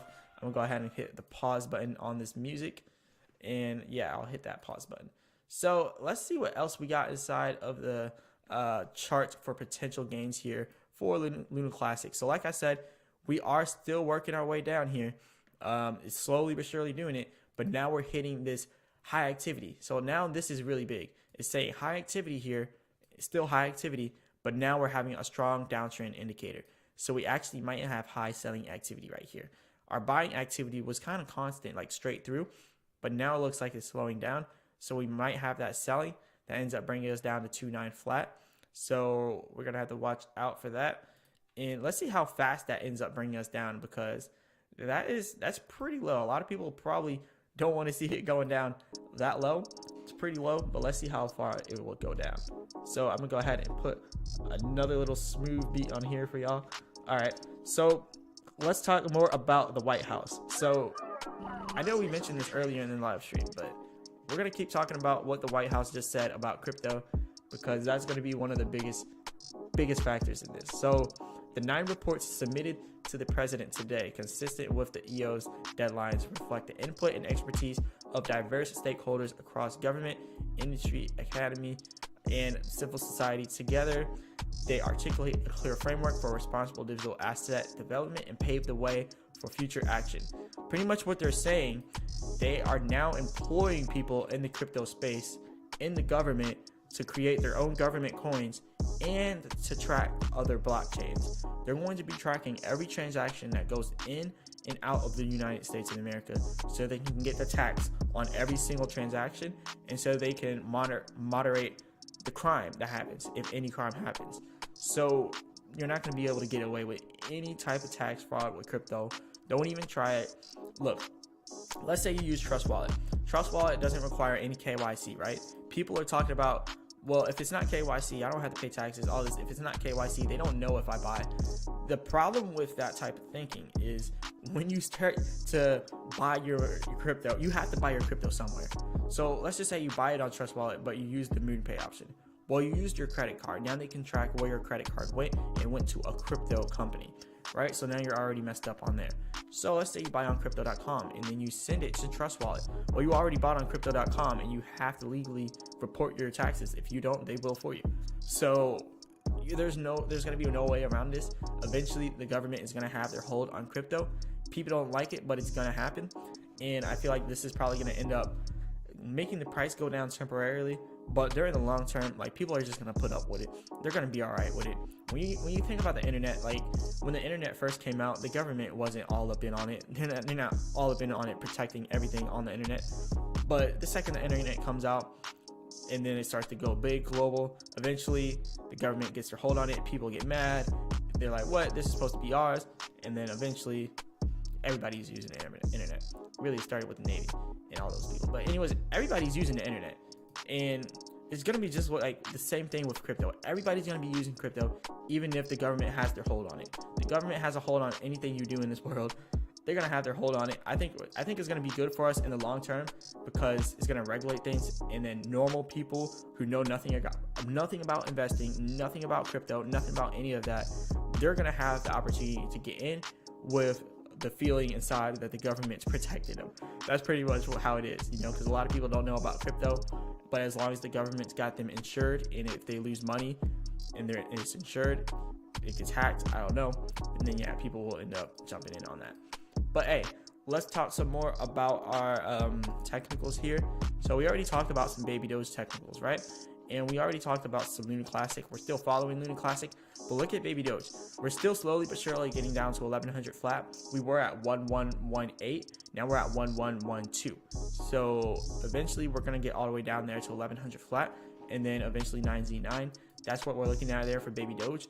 Here for Bitcoin, what we're looking at for Bitcoin, we just now had a sharp drive down here. So that's a big drop there, and now it's continuing. Actually, it was overbought here too. So if that was overbought, you can only imagine this is about to become oversold. High activity, that was high selling activity. That's why I mentioned it in my previous look. This is why I mentioned this. When you look at this, you see low activity immediately above high activity. Yeah, it's going to be a high activity and low activity, but it's going to be low and high selling activity, and that's why it went down like that. So like I said, we're just going to have to keep paying attention to this, because it's just going to keep happening like this. We're just going to keep getting false breakouts and all that, and we're just going to keep dropping here in the crypto market. But eventually it's going to do a reversal. It's always doing it like that. Eventually it's going to be a reversal. The 20th and 21st, prepare for danger there as well. I know I probably sound like I'm doing some fear mongering here, but you want to prepare for danger over there as well, because the same thing is going to have to happen on the 20th and 21st. We have the actual interest rates being hiked on the 20th and 21st. And every time that happens, we always go down. So based off of what happens every single time, I'm predicting we're going to go down again on the 20th and 21st. And now it kind of looks like we're doing another false bullish breakout here, probably back up to 19.7. Where are we at? 19.7, but the higher side of 19.7. Let's look at the 5-minute chart. Actually, 5-minute chart is a lot more. It's not shorter, but it kind of shows you a little bit more what's happening. So when you look at the 5-minute chart, yeah, we still are going to do this false bullish breakout, as I like to call it. But if we continue to break out and we do get above it, we could have another breakout. But it just looks so bearish right now. Even though all this green is down here, I still feel a little bit bearish here because the 20th and 21st coming up, that's definitely like peak fear right there. And that's going to be institutional investors selling out instead of just normal retail traders. But yeah, if anyone has any questions, go ahead and ask questions. I'm going to go ahead and put this in here. If anyone wants to join the live stream, come and pretty much pull up if you want to talk. If you want to be, you know, negative, if you want to talk bad on Baby Doge or Little Classic, pull up and we'll all grill you on that, and we'll tell you about why you're wrong.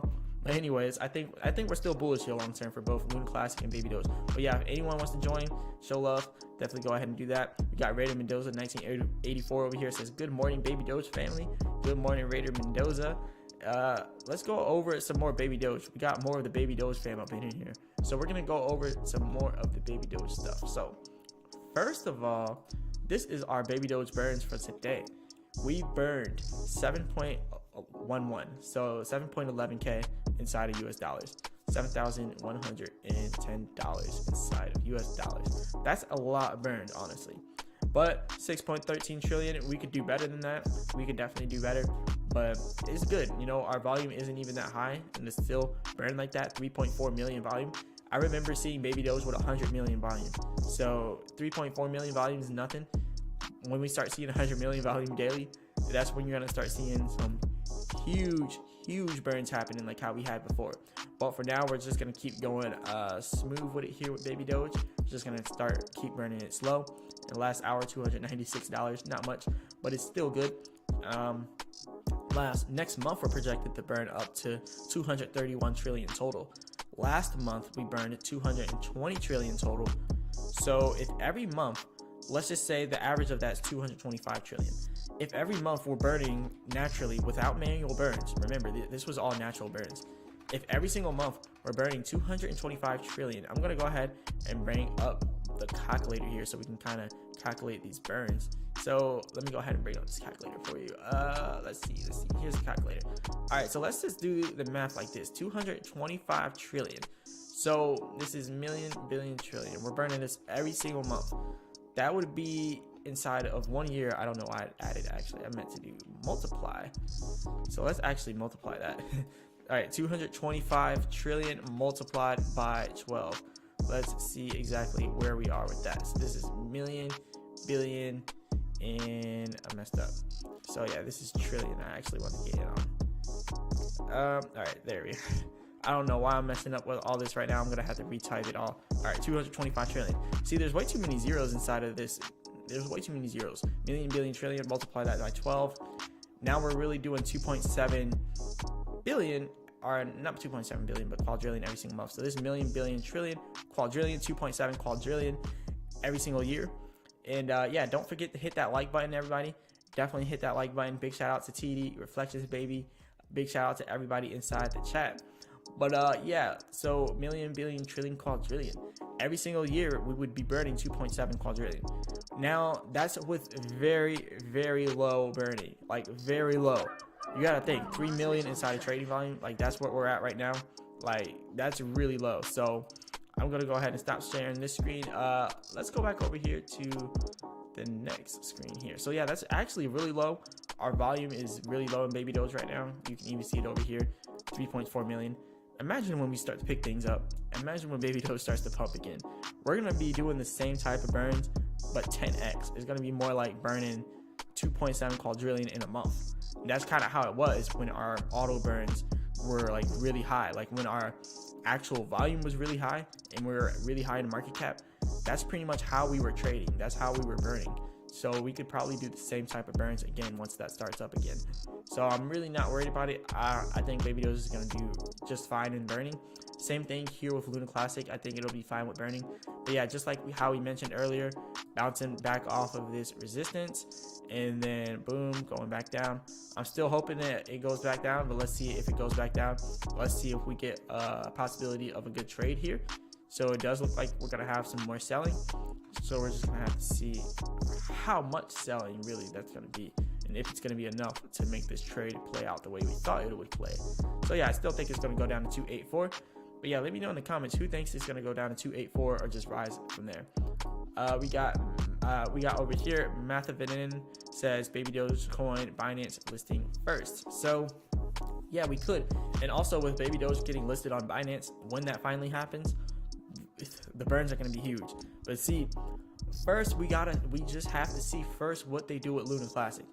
If they can do with Luna Classic what we want, then we know Baby Doge can get listed there, no problem. But if they're like reluctant on doing the on-chain burns for Luna Classic on Binance, then I don't know if we're gonna be able to do that. But yeah, we just gotta wait and see, because if they reject us, it's gonna be really bad for everybody. But if they approve and they actually get Luna Classic on there with a 1.2% burn on the 21st, if this actually happens, then we're gonna see a lot of people being very bullish again in Baby Doge, because it just means that we have the possibility to get listed on there. There was a lot of FUD spread about Baby Doge, and they're just pretty much talking about how we can't get listed because of our tokenomics. But if Luna Classic does it, then we're gonna be just fine. But yeah, anyways, we got Cyrus says, hey Marcellus. Hey, what's up, Cyrus? We got Raider Mendoza says all these different hashtags. Big shout out to Raider Mendoza for pushing out in the algorithm out there. So yeah, if anyone has any questions, go ahead and ask them. If anyone has any super chats they want to send through, definitely go ahead and send through that support. It definitely helps out a lot. And also, if you want to send through a Cash App, go ahead and do that. It helps out a lot. I'll check the Cash Apps here to see if anyone sent anything and give shout outs. And no Cash Apps in here yet. But big shout out to Clear Advertising for the Cash App. Big shout out to M. Nicoles. Big shout out to Suave ACH for the super chat too. And also a big shout out for TD for becoming a member of the channel. Big shout out to all the members of the channel here inside the Baby Doge army here. Big shout out to everybody. But let's go over some more technicals. Let's go ahead and bring back up the DXY. That's going to be the dollar index. This is what we were tracking earlier today. For anyone who's new, we were also tracking this because when the US dollar is strong, crypto is weak. When it's weak, crypto is strong. So crypto could get a little bit stronger if we start seeing the US dollar sliding even more. So we had a huge drop here, high activity expected, but it was high selling activity here.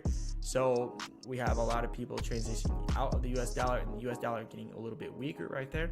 So as it gets a little bit weaker, what we're looking for is the support for the dollar, and that's down at 109.571. Right now we're at 109.643. That's just on the 1 minute, so it's very short term. But if we're to look at the 15M chart, eventually we are set to eventually get down to the previous support that we dropped down to before. On the 16th of September, US dollar hit the 109.528 support. So we could kind of go down there if that happens, or we can go down to that next support at 109.379. But yeah, right now we're just looking at the short term for it, because we have on the 20th and the 21st. When that actually happens, we're going to see exactly what they're going to be doing with the interest rates and what they're going to continue to do out in the US. So we're going to see what we're going to do financially there. But yeah, it could bring us all the way down to this support down here. And if it gets that weak, then you'll see a little bit of a pump in crypto afterwards, not immediately, because crypto will go down with it too on the news.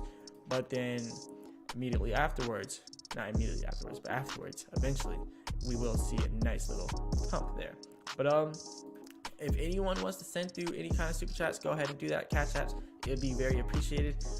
If you haven't hit the like button, definitely go ahead and hit the like button. That helps out a lot as well. Helps out a lot. And we're going to keep talking about this. We're going to keep going over some, let's see what everyone wants to talk about. Does everyone want to do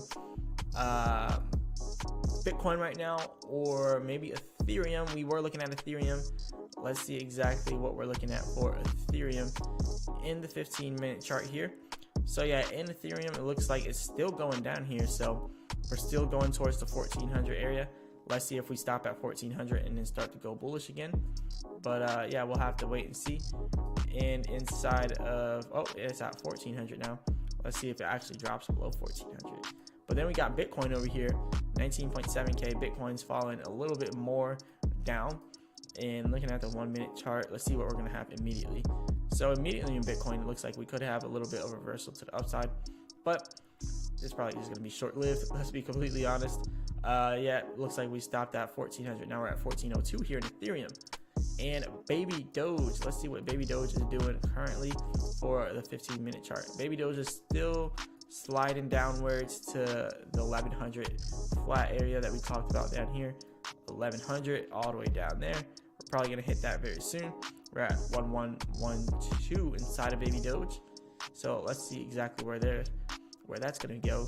And also over here, Luna Classic definitely seems like it's about to do the same thing. Like, I don't know if Luna Classic is going to actually break past this area. We have some resistance here. So maybe it doesn't, maybe it does. But if it breaks out of this area, then we're not going to be able to trade on the 2.8. So if it continues to do this, and we actually get up here, we actually might get rejected over here because there's low activity, and the red area is supply and demand of less demand. There's less demand in this area, and there's low activity in this area. So if it pumps and it continues to break out, then what I will expect next for this is for it to pull back and then go back down in there. So we got to look at every single possible scenario here. So far, so good. So far, so good. It still looks like we have the same, projection here. It still looks like it's still going to go down to the high activity area and then start selling out even more when it hits this. And if you can't see it, let me take out the candles. If you look at the line point of view, it's actually showing that we're going straight down to this high activity area. So that's what I'm waiting for here with the line view. I don't like trading in the line view. I'd rather keep it here in the candlesticks. But since the volume is a little low on XC right now, we're going to have to look at broken up candlesticks. But yeah, it's going back down there. Let's see what we got though. Anyone inside the chat want to go ahead and join through the chat? We got right here, chat. And we can go ahead and do that if someone wants to. And also, for anyone wondering, I also have a second channel here. So let me go ahead and pull that up. If anyone wants to go ahead and join this second channel, you can go ahead and do that. It's called Marcellus Travels. I'm just trying to get the actual link for it right now. All right, I guess that is the actual link. But yeah, if anyone wants to go ahead and join the live stream, go ahead and do that. That would be much appreciated. Much appreciated. And I'm about to go ahead and... Oh, wow. It looks like we're actually breaking out there. We're actually breaking out here. So, yeah, if we're going to keep doing this, then we could actually see it going all the way up to 297. And we might actually see Luna Classic dropping once we get up there. But let's see if it continues to break out like this. Looks like we had a little false breakdown. But let's see exactly what we're about to get from here. Right now we're at about 296. So yeah, let's see. It looks like we're getting rejected though. 295 now. Yeah, we might be getting rejected here from there. So oh wait, I clicked off of it. But yeah, it looks like we're gonna be getting some kind of rejection. So we're gonna have to see what happens there at that. 295, 295.72. Okay, that's not too bad. It's not too bad. We got Raider Mendoza says really don't mind the government as long as they don't try to tax all those ridiculous tax fees and actually provide us protection for US. That's the same thing I believe. Like if they just keep the scam coins from even being able to be tradable anywhere, then that would be good. That's all I really would want from them as well. But you already know they're gonna come in with some taxes. They're gonna come in with some big taxes. Saros Hagen says, can you store Baby Doge in a hardware wallet Ledger X? You can store it in a hardware wallet, but you got to think you're paying 5%, or no, you're paying 10% to buy Baby Doge, 10% to send it to the hardware wallet, 10% to send it back to your trust wallet, 10% to transfer that back into cash, and now you're down 40%. So you don't want to get Baby Doge in a hardware wallet. I actually did it already, and the reason why I haven't made the video is because I lost 40%, and I'm not trying to see everyone lose 40% in it. But I mean, if you're okay with losing 40% and you think Baby Doge will go up more so like 400%, and you're okay with losing 40%, then I guess you can do that. But yeah, I'd rather keep it inside of a software wallet. I think it's best to do that. Best to keep Baby Doge in a software wallet. And Trust Wallet is pretty much my favorite to do that. But yeah, big shout out to everybody here in the chat. If anyone wants to send through a super chat, Cash App, anything like that, go ahead and do it. It'll be greatly appreciated. I'm gonna go ahead and check super chats and Cash Apps. All right, no super chats here, but yeah, I'm gonna keep checking for it for anyone out there. that wants to support. I'm gonna go ahead and pull up something. Actually, I'm gonna pull up Telegram. I have a Telegram group for anyone that doesn't know. So if you didn't get the link for this when I actually started this, then you can just go ahead and join like through this, and then you'll get the link for the actual live streams when I start doing more live streams, because I'm gonna start doing more live streams. But here is the link for that, so I'm gonna go ahead and drop this link. So yeah, join the Telegram group. So I always drop my links for everything in there. Sometimes we talk Luna Classic, Baby Doge, and all that. So yeah, go ahead and join that Telegram group if you want to, and you will be notified on everything that we do in here. And yeah, you'll be notified on everything. So I want to hear from everybody else. What do you think is about to happen with Luna Classic here? Do you think it's going to continue to pump up what it's doing right now?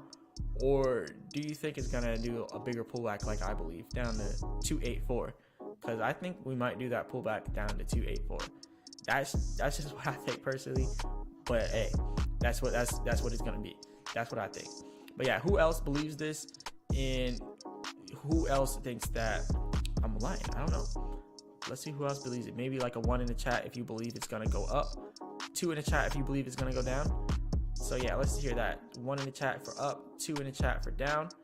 Let's see what everybody is thinking about that. And also, I want to go ahead and put a different link in here.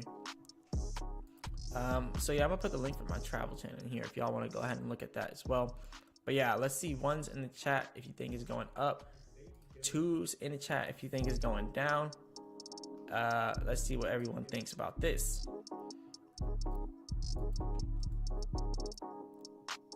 Okay, let's I'm gonna go ahead and put this in the chat as well.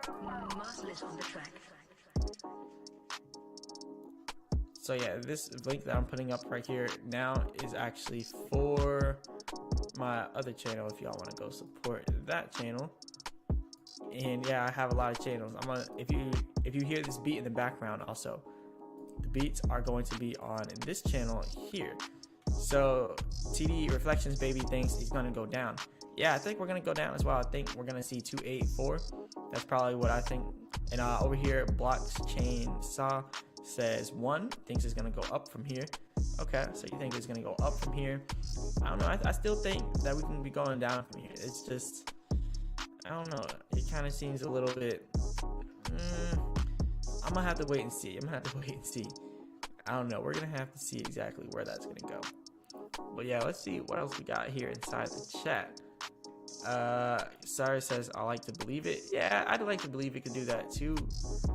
I want to, but I don't know. I'm gonna have to take a step back from that. But yeah, we'll have to see. Let's see.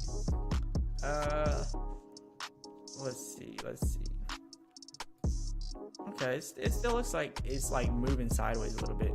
Oh yeah, he said he meant 2. So yeah, I think it's about to go back down temporarily too. So yeah, we're probably about to do this pullback. It's definitely nice to have it on here live, because now we can see exactly where. Oh wow, see? Yeah, that was a huge sell-off right there. That was almost immediate. That was almost an immediate sell-off there. Back to the high activity area. Yep, so we're probably gonna get high selling right there. So yeah, we're gonna see a lot of selling. Shout out to Raider Mendoza with all those hashtags. We got GRN says, has staking Baby Doge gone live yet? Been out for a while. So no, the swap is only the test net, so you can't stake on the test net. But once we actually get the main net out, then you'll be able to stake. But yeah, that's pretty much all we're waiting for there. I'm actually still out here waiting for it, but let's see. Here is the link again for anyone that wants to check out this travel channel. We're gonna do some Baby Doge events. So I want to make a wallet, right? I want to make a crypto wallet where people can donate to, and then at the end of every single week, I want to take all this money in the wallet and then send it to one person that donated, but like out of a random raffle. So that's what I'm trying to do now. So then everyone is like contributing to like bettering one person's like wallet status. And let's say we only get 5 people who donate to the wallet. Well, now it's only going to be a pool of 5 people. So if 5 people set $10, one person's gonna get 50. If we get like 100 people who sent $1, then one person's gonna get $100. And I want to do something like that. That would be pretty cool. So yeah, I'm trying to get a lot of people on that Marcel's Travels channel, and we're gonna start doing give backs and giveaways on there. So let's see how far we can get that up. Big shout out to Master Blaster though. We got Master Blaster over here with the hashtags for the Baby Doge army. Raider Mendoza says too, I think a lot is gonna be going down. Lots of discounts and discounted rates coming soon. Yeah, I think it's about to happen the same thing. And the 20th and 21st, when we get the news for the interest rates going back up for the US, when we actually get that, they're gonna rise those up. They're gonna rake. It's gonna be bad. It's gonna be bad. I'm telling you now. We're gonna see some discounts, and I think this is how Bitcoin goes back down to 18K. And if 18K gets broken, I'm really thinking about 16K Bitcoin. So I'm really looking at that as well. So if we get 16K Bitcoin or 14K, I don't know. I'm gonna have to jump all in on it, because that's an area that we're probably never gonna see again. Like, yeah, we're probably never gonna see that again. But we're gonna have to see exactly what happens there. I'm trying to find something in on here. But yeah, does anyone else think that Luna Classic is going to be going up to a next level from here? I think everyone in here has a realistic view on Luna Classic. I think there's a huge possibility that in the long term it's going to do some nice gain, but in the short term we're going to see this pullback. And I'm glad to see a lot of people in this community aren't looking at it as like we're just going to immediately go to the moon. Like, I just don't see immediate moon landing for right now. Like, everything's pointing at immediate downside, and then on the 20th we might actually get a nice increase, but right now it's looking like things are just sideways and down from here, and eventually to 824. That's really what I'm looking for down here. Or not 824, actually it's 284. But yeah, eventually that's what I'm looking for it to go to, 284. But we're just gonna have to see exactly where it goes down from there. But yeah, we got 35 people up here in the chat watching it live, watching where exactly we're about to go. For everyone in here, we should be going down to the high activity area. You know, that high activity area, I'm expecting it to be a high selling activity. So we're gonna see some high selling activity coming up. You're gonna see a drop in the Classic, so you're gonna want to pay attention to that, so you don't buy in at the highest amount or something like that. But yeah, that's pretty much what we're gonna have to wait for here. I'm not seeing anything else in here. Alrighty, so let's see exactly where it's falling down here. Okay.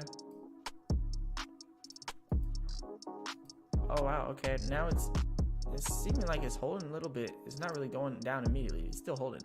We have Blockchain Saw says, I think Bitcoin gonna go down to 12K. Yep, that's exactly what I believe too. And actually the technicals that I was showing everyone shows 10K as a support.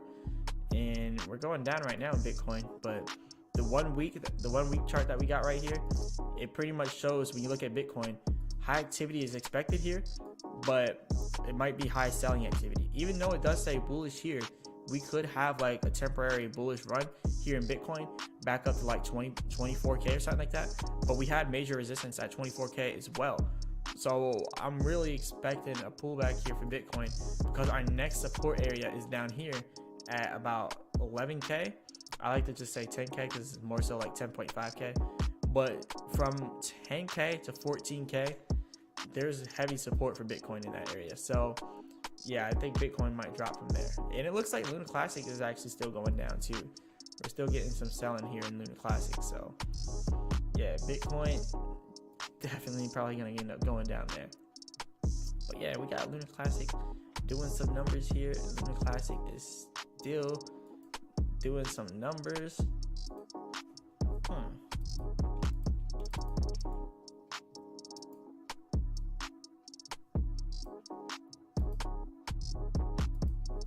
Okay.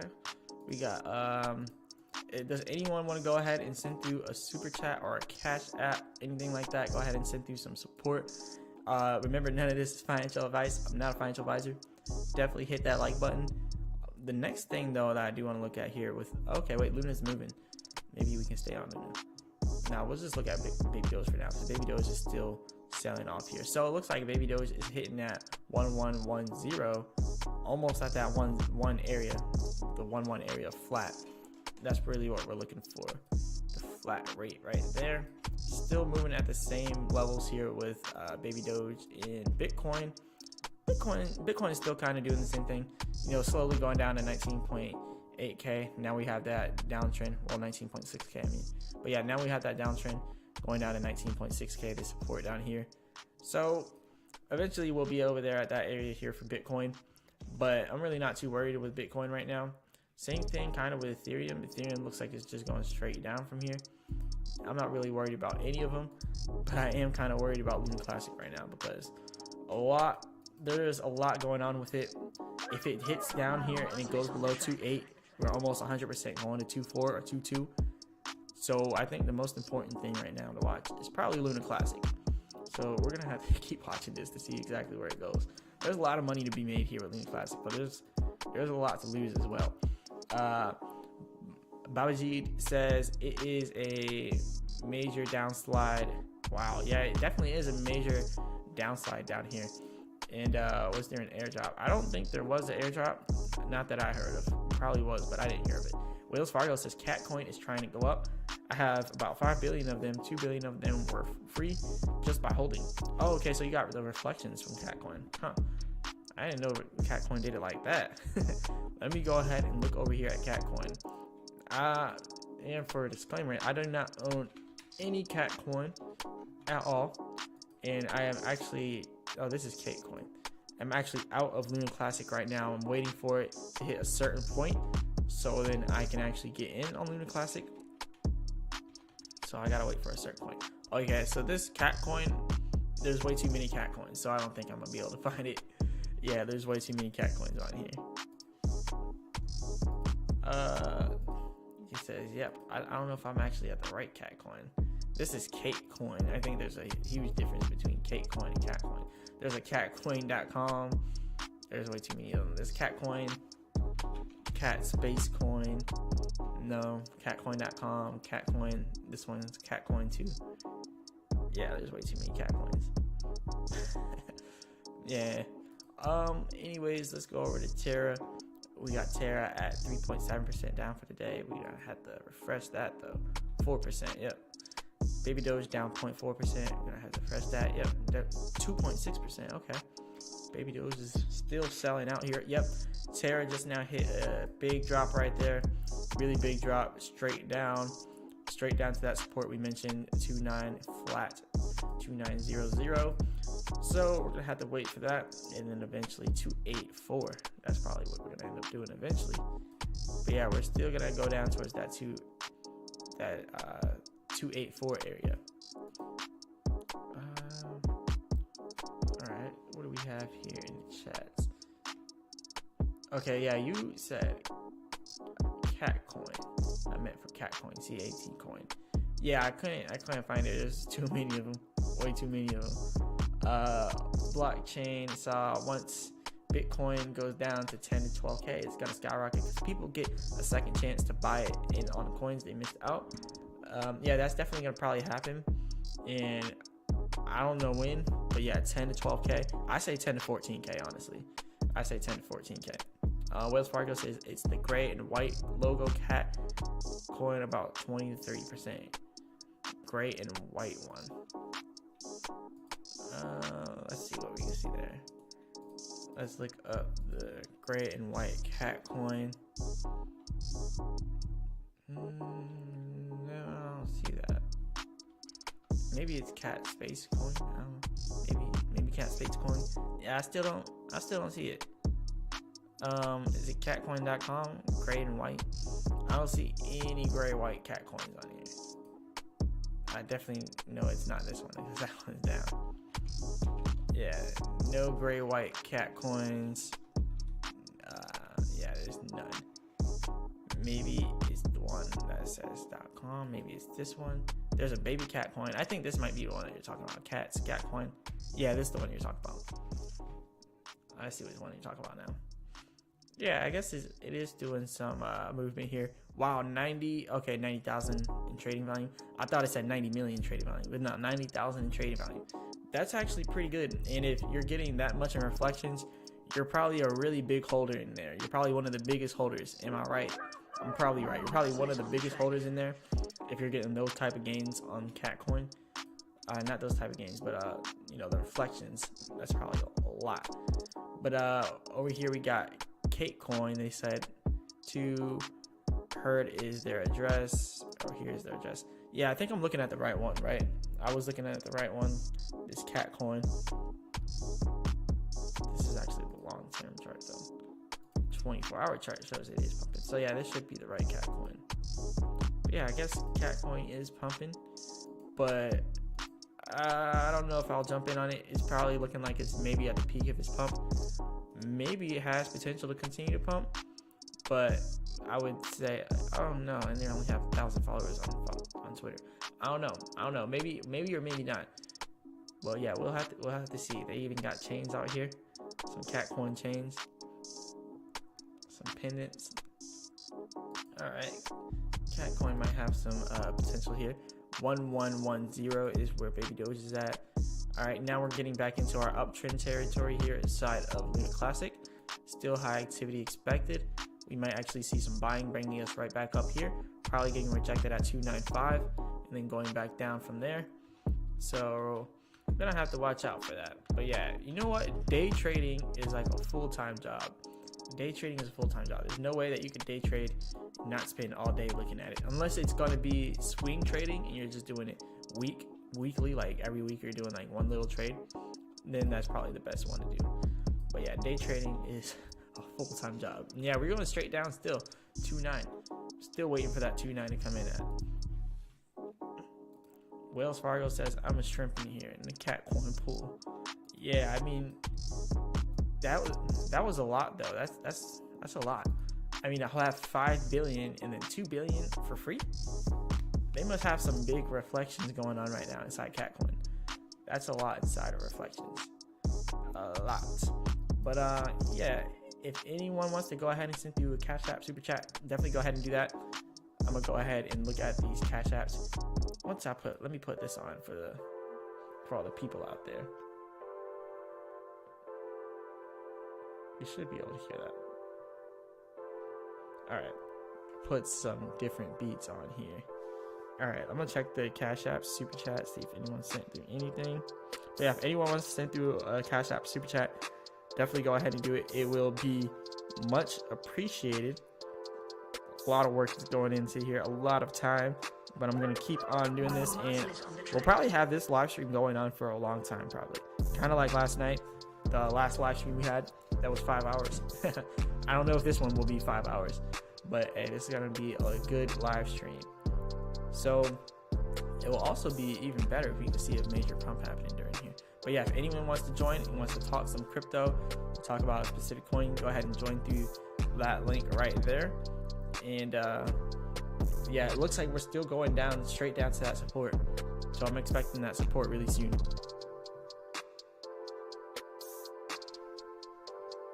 Alright, that support is probably going to be coming sooner than we actually thought. Hold up.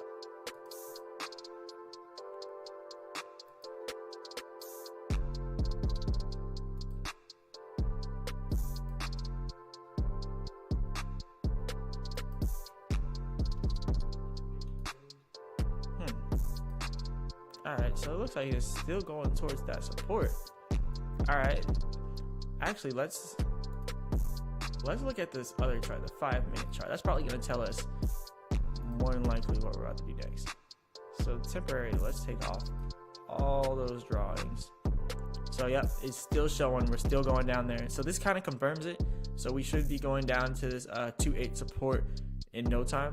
So 2.88, 2.84. We could expect to see that anytime soon.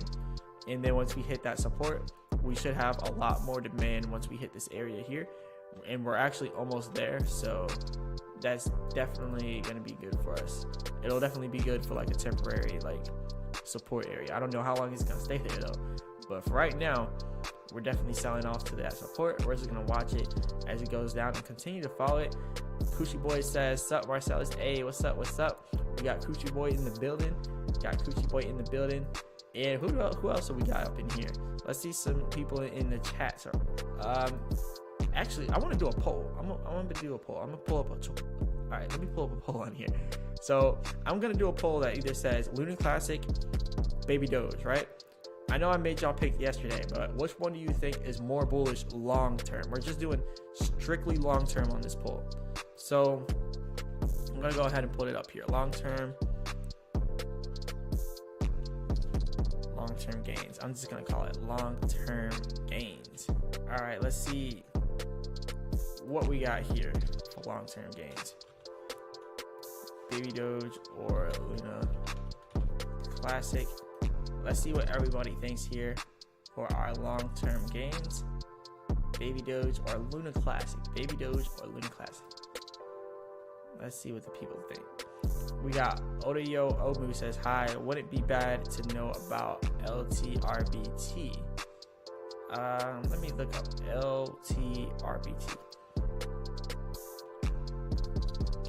LBRTB. Yeah, I don't think LTRBT. Okay, wait. LTRBT. This one. Okay, Little Rabbit V2. I didn't even know this existed. But yeah, Little Rabbit V2. It looks like something that was just now created. So I'm probably, I wouldn't get in on it at all. I'm just going to be honest. I wouldn't get in on it at all. It was just now created. It's already down since it came out. Only 1.9K in trading volume. So yeah, that's definitely a dangerous play right there. 12.3K holders. So that's definitely good. And it actually has a solid community on Twitter. 90.3K. The engagement is a little under 1%. Only 262 likes on that post. So yeah, I didn't even know this existed. It looks like they actually do have a community around it. So I guess it has some potential. It could have some potential. Anything with a community ready to rally behind it could be potentially promising, as Elon Musk likes to say, potentially promising. But okay, no, that's a big no-no. So yeah, I wouldn't go to it at all. Definitely looks like it's probably like a scam. Anything that has a potential virus protector, I know y'all seen the virus protector thing for the McCafe. I'm not going to click it again because I don't want any viruses. But anything that says it's a virus protector on their website, definitely will not mess around with it. But yeah, I'm definitely not going to mess around with that. Now, if you look over here, they weren't just created today, so you can tell someone isn't just trying to scam people off of making a coin out of one day, and they just try to scam them. It's just only been on CoinGecko for one day, but it doesn't mean that it's only been out for one day. But yeah, I still don't want to touch it because it's still a huge risk. It's still a really big risk. But yeah, I don't know where where this is going to. Like, yeah, I just can't tell where exactly that link is going to. It says it goes to the code here. It says it'll go to littlerabbitproject.com. It was trying to bring me and redirect me somewhere else. So I don't think this is worth it at all, honestly. But yeah, I don't think it's worth it at all. It says right there, Little Rabbit, but you seen clearly when I clicked it, it tried to send me somewhere else. I don't wanna mess with it. McCafe protected me right there. As y'all know, I got the McCafe protection right here. They will protect me from anything. Crypto jacking attempts. Oh yeah, also for people who want to protect yourself, you want to have some kind of virus blocker. I know you can see this right here. This says crypto jacking attempts blocked. None. So no one has tried to jack my crypto off of my computer right now. And I don't connect my crypto to my computer anyway. I only keep it, on my phone. I have my MetaMask on my computer, but anything else, like my big money, is not on my computer. But anyways, like if you look at this, like you gotta have some kind of protection. A lot of people don't have protection on here. You gotta have some crypto jacking protection. 0 unsafe items blocked. Well, that's because I didn't even let it get up. 225 pages blocked. Dangerous pages. So dangerous pages that tried to like scam me. And I just now clicked one, so now it was probably 224. Now it's 225. It'll stop me from going to any dangerous website. Yeah, Little Rabbit, you wanted. Okay, now it says new littlerabbit.net. Still not secure. It's still not secure. So I wouldn't mess with Little Rabbit. That means it's not HTTPS. It's probably HTTP, and it doesn't have. I don't even want to click it to make sure if it's HTTPS because it says it's not protected. So you don't want to put any sensitive information. If you have a wallet connect to their website, you want to completely unconnect to that website with your wallet. You don't want to be there. Let's do inspect on New Little Rabbit. So even when you inspect New Little Rabbit's code, newlittlerabbit.net. So it's still bringing you to newlittlerabbit.net, but it looks like it's trying to redirect you. So I don't trust it. I can't trust it. I don't know. Anything can happen with that. I'm gonna leave it like that. But hey, if you know anything about Baby Little, if you know, I don't even remember the name of it. But yeah, LTRBT. Yeah, if you know anything about that though, let me know, and I can correct anything I said about it. But yeah, that's my thoughts on it. Anybody catch the pump on Lovely Inu a little while back? I did not catch the pump on that. I probably missed the pump on a lot of different things, honestly. But yeah, I didn't catch the pump on that. Honestly, a lot of these coins I have never heard of. So yeah, Lovely Inu Finance. Okay, yeah, it actually just did have a pump within the last 7 days. So that's pretty good. In the last 7 days, a little tiny pump. 2.1 million in trading volume. So yeah, the trading volume is actually kind of similar to Baby Doge right now. Baby Doge is at 3.4 million. So yeah, that's kind of crazy. In Little Love, Dream Big. This is Lovely Inu right here. 55 trillion, 81% circulating, 18% is in the developer wallet. V3 swap, they're gonna have a wallet. Pretty much everything that we're doing here in Baby Doge, they're doing. You know, a lot of people are following the Baby Doge roadmap. They're getting their own wallet, their own swaps. Baby Doge better come out with the swap soon and the wallet soon before everybody else like surpasses them in it. We need to see that stuff soon. We're actually starting to drop here now with Baby Doge. We're at 1108. That's not too bad, but it's still going down. Same thing here in Luna Classic. Luna Classic's still going down to where we thought it would be. So we're gonna see how far down we can go here. But yep. Let's keep waiting for this. So over here we got Wells Fargo says try any crypto on Token Sniffer for us. It tells such a great story about any coin. I'm not affiliated with Token Sniffer. So okay, you just mentioned Token Sniffer. Yeah, I remember you mentioned that something about the live stream yesterday. I think I put it in my bookmarks. So let me go ahead and pull that up. Alright, here's Token Sniffer. I didn't mean to take it out. Alright, wait, I'm gonna have to I meant to pull it up inside of a different tab. But now I'm gonna have to bring Baby Doge back on this tab. Alright. Okay. Alright, here's Baby Doge. There it is.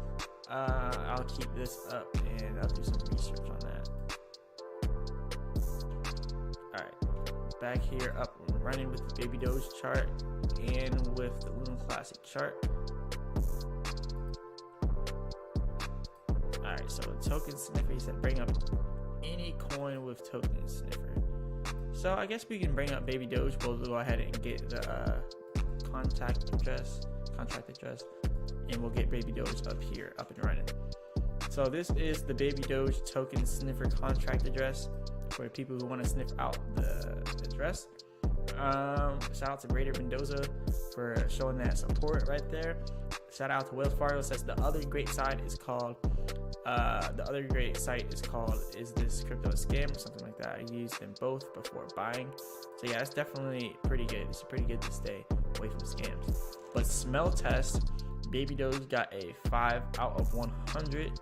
No, that can't be right. They're saying Baby Doge things. Hold up. Smell test. Automated audit, 5 out of 100. So swap analysis token is sellable, yes. Buy fee, okay, yeah, because we have the buy fees. That's understandable. Contract analysis, verified contract source does not contain a max transaction amount. Well, because you can have as much of a transaction amount as you want in Baby Doge, pretty much. The source contains a function which can set a maximum transaction amount. Source does not contain a fee modifier. So so they can't modify the fees that we have. Okay, so yeah, we don't contain a max transaction amount, and we don't contain a fee modifier. Ownership renounced or source does not contain an ownership contract, so there's no ownership of Baby Doge. Holder analysis, all of that is good. We passed in all that. At least 95% of liquidity burns us locked for 15 days. I mean, everything that they say we're not good on, right? It's actually kind of good. The creator wallet contains less than 5% of liquidity. That's good. I don't know why they're just putting an X there. I don't know. It's showing, you know, that we have a 5 out of 100 score, but I still think we're doing good. Like, I think Baby Doge has a good contract. So yeah, I don't know if they're 100% right about all this stuff, but from what they're saying, Baby Doge is a terrible crypto. But yeah, Baby Doge is perfect. I have no worries. Yes, they can't modify. So yeah, everything with Baby Doge that they're saying, and the reason why they're saying all that stuff is like our fees. Technically, for like their site, like they don't consider any kind of tokenomics tax token as good. So I guess they're biased on that point there. And then the maximum amount of transactions, I don't really believe there should be a maximum amount on transactions, because if you're a whale and you want to sell out, you should be able to sell out if you want. So I think that's good as well. The ownership being renounced, that's also good, because you know they don't have the complete ownership to do whatever they want, like stop people from selling on certain wallets, maybe taking money out of someone's wallet. They don't have ownership to do that. The source does not contain a fee modifier. Well, we shouldn't even be able to, you know, modify our fees too much. It's actually good to keep the fees at a certain amount. So yeah, I think everything that they looked at here is for our type of token, like a tokenomics tax token.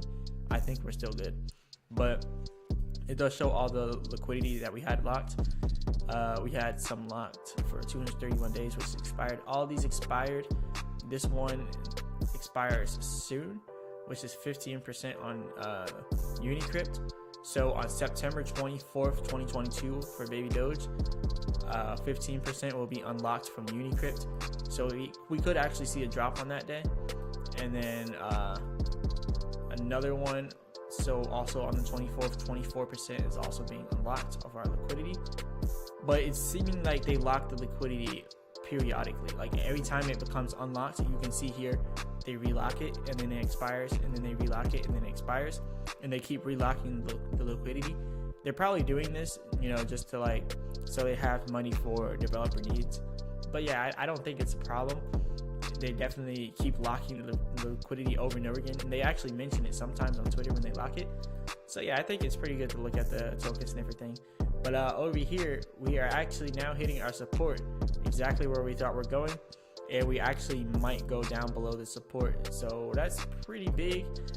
Wells Fargo also says true. It's great. I think that might be the wrong Baby Doge. No. That one was the right one. I took it directly from the contract address. So yeah, that was the right one. But I guess just because our tokenomics taxes and the other stuff, they don't think. Well, Certic themselves actually approve of us. So if Certic approves of us, I'm feeling good about it, because we're partnered with Certic at this point, and we're partnered with a security firm inside of crypto. Like, not many cryptos can say they have a partnership with a security firm that secures cryptos. So I think that in general, you know, that's good. Yeah, definitely thumbs up. Baby Doge is 100% good. Yeah, that's actually a good website for other coins, like for random coins that just come out and, you know, just do whatever they do. But yeah, for everyone that is new, that just now joined in, look at this. We're going down here in Lunc Classic. We're actually tracking where exactly we're going to be hitting for our support. We just now broke that support that we established earlier in the video, earlier in the live stream, and now we're probably going to be going down to the next support that we've established in this live stream, and that next support is down at 284. So you're probably going to end up seeing Lunc Classic dropping and maybe stopping a little bit halfway before it continues to go down to that support. So yeah, I'm glad that this is happening live, because now we can completely track it. But like I said, when we hit this support down here at 284, expect a huge rise upwards. I expect it to almost immediately go back up But when it rises up, don't expect it to go back up the previous support level that we had down here. 2900, huge support. The second we went below 2900 just now, it started to go down even lower. So when we have our rise back, like when we have that comeback in Luna Classic, don't expect it to go back above 2900. That's why I'm looking at this like that. I'm like, all right, I'm gonna get in right here as it goes back down. It's kind of funny how we were completely right here with this inside of this. Nobody, I want to say this right now, nobody is doing these technical analysis live on Luna Classic. Nobody is putting the knowledge to the test. Nobody is doing it. They're just saying it's going to the moon, FOMO in. And that's what I'm seeing with a lot, because I was trying to watch some technical analysis videos. I was like, man, I want to trade Luna Classic right now. I need to know exactly what's happening. No one was really doing a short-term technical analysis. Everyone's looking at the long term, which some people did have some correct analysis in the long term, but no one's doing a short-term live technical analysis like this. So I think I might start doing this more often, and maybe doing this like 5 hours a day type stuff, because this could actually help you make a lot of money, and it could actually help me make a lot of money too if I trade during the live stream as well. But I don't know. I'm gonna have to think hard on it, whether or not I want to trade live, because it kind of becomes difficult when you're trading live. But without further ado, though, we're just gonna kind of sit here and watch this. I do think that we're probably gonna hit this area very soon. Just gotta wait for another false breakout, and once we get that false breakout, it's gonna probably act like it's about to be bullish, and then it's gonna be a false breakout. I don't think we're gonna just be bullish after having this all these red candlesticks. We're eventually gonna come back down here. A lot of selling. I'm just gonna wait for it to do that. I'll probably end up getting her in around 284, somewhere around there. But yeah, we're gonna have some nice purchasing opportunities coming in pretty soon. Shout out to everyone in the chat though. Shout out to everyone in the chat showing that support, showing that love. Hey, go ahead and hit that like button if y'all haven't hit it. I'm pretty sure all of y'all have actually hit the like button, because we have how many likes? We have 50 likes in here, but we only have 20 people. So I'm pretty sure everyone hit that like button. Shout out to everybody in here supporting the channel. Big shout out to everyone who's supporting. Shout out to everyone that has sent a super chat. Shout out to Clear Advertising who sent a super chat earlier. We have M. Nicole's sent a super chat earlier, and we also have Suave CH also sent a super chat earlier. Big shout out to you. Big shout out to everybody that sent that super chat. Big shout out to all y'all. If anyone wants to go ahead and send a super chat, go ahead and do it. Send through a Cash App, all that. That would be greatly appreciated. Big shout out to everybody inside the chats. I'm gonna check the Cash App, see if anybody sent it before we keep going here with these technicals. All right, no Cash App. All right, let's do some more technicals here and look at where we're gonna be going here with Luna Classic. So, yep, like I said, another false breakout here, another false breakout. So I'm gonna expect this to go back up here, possibly to 2.9, and even further beyond 2.9. Honestly, it might not even stop at 2.9. It might actually stop where our last resistance was, and that was at 2.9190, or it could just be 2.92 if you want to leave it at that. But yeah, I think we're gonna have another false breakout here, so we're gonna go ahead and follow that. But hey, it's definitely good to have these receipts live, because a lot of YouTubers, I don't want to talk down on a lot of YouTubers, but a lot of people that do technical analysis, it doesn't really go in their favor.